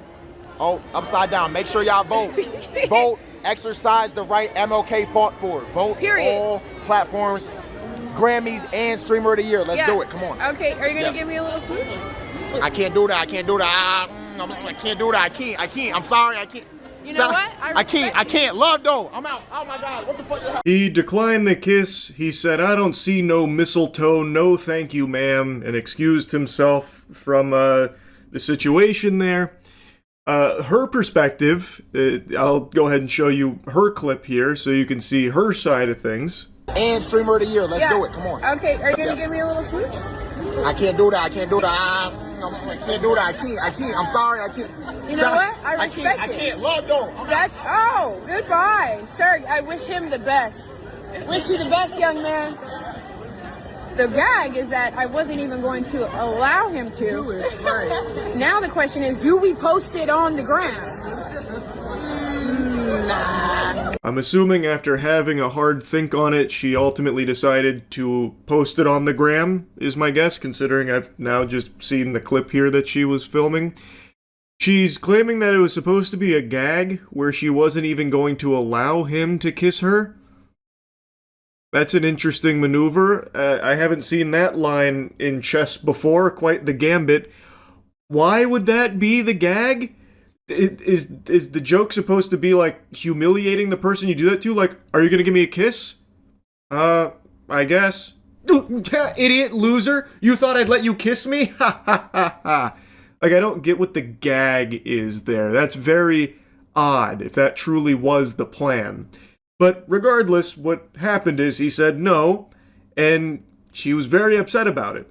She made a series of follow-up videos that get really off the rails, like actually pretty wild stuff. Top of the morning to you. I'm gonna say this to Plaqueboy and your entire team, because I walked up to you with two witnesses, okay, after his fumble of, I mean, just complete lack of humility and lack of a lot of stuff, okay? I walked up to you, Mr. Videographer, after even offering yo ass a job. I don't care what he's paying you. She hit us with the Jacksepticeye top of the morning to you, and then calls what Plaqueboy Max did a fumble, and then tries to say it demonstrated a lack of humility from the way that he departed from their conversation. Like, she found it, like, you know, in poor taste to leave the way he did. And then she talks about the videographer, where she even says that she offered him a job. Doesn't care what he's being paid, she offered him a job. Why would you do that? You just met these guys. What? I don't... There's a whole lot here that I'm not really able to wrap my noodle around. Why would you be offering the videographer a job when you don't even know who the streamer is? She says multiple times she has no idea who Plaqueboy Max is.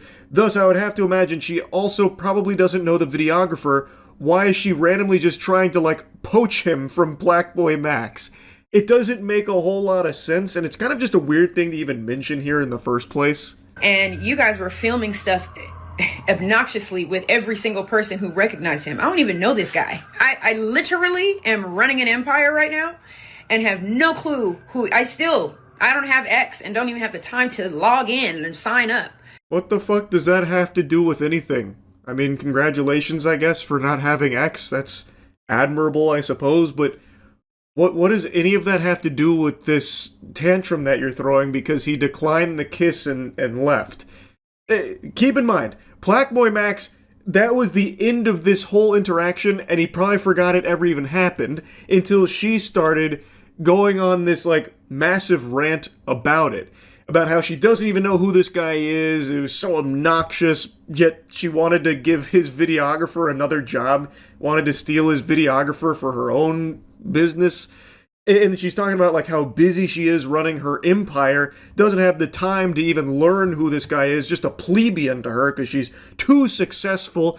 Did you know she was on America's Next Top Model? Like, I don't even understand where this is coming from. So, I walked up to you after his little outburst. He probably don't even date black women. What? Well, again, where is this even coming from? Just because he didn't accept your, like, kiss offer gag, all of a sudden now she's saying, oh, he just probably doesn't date black women.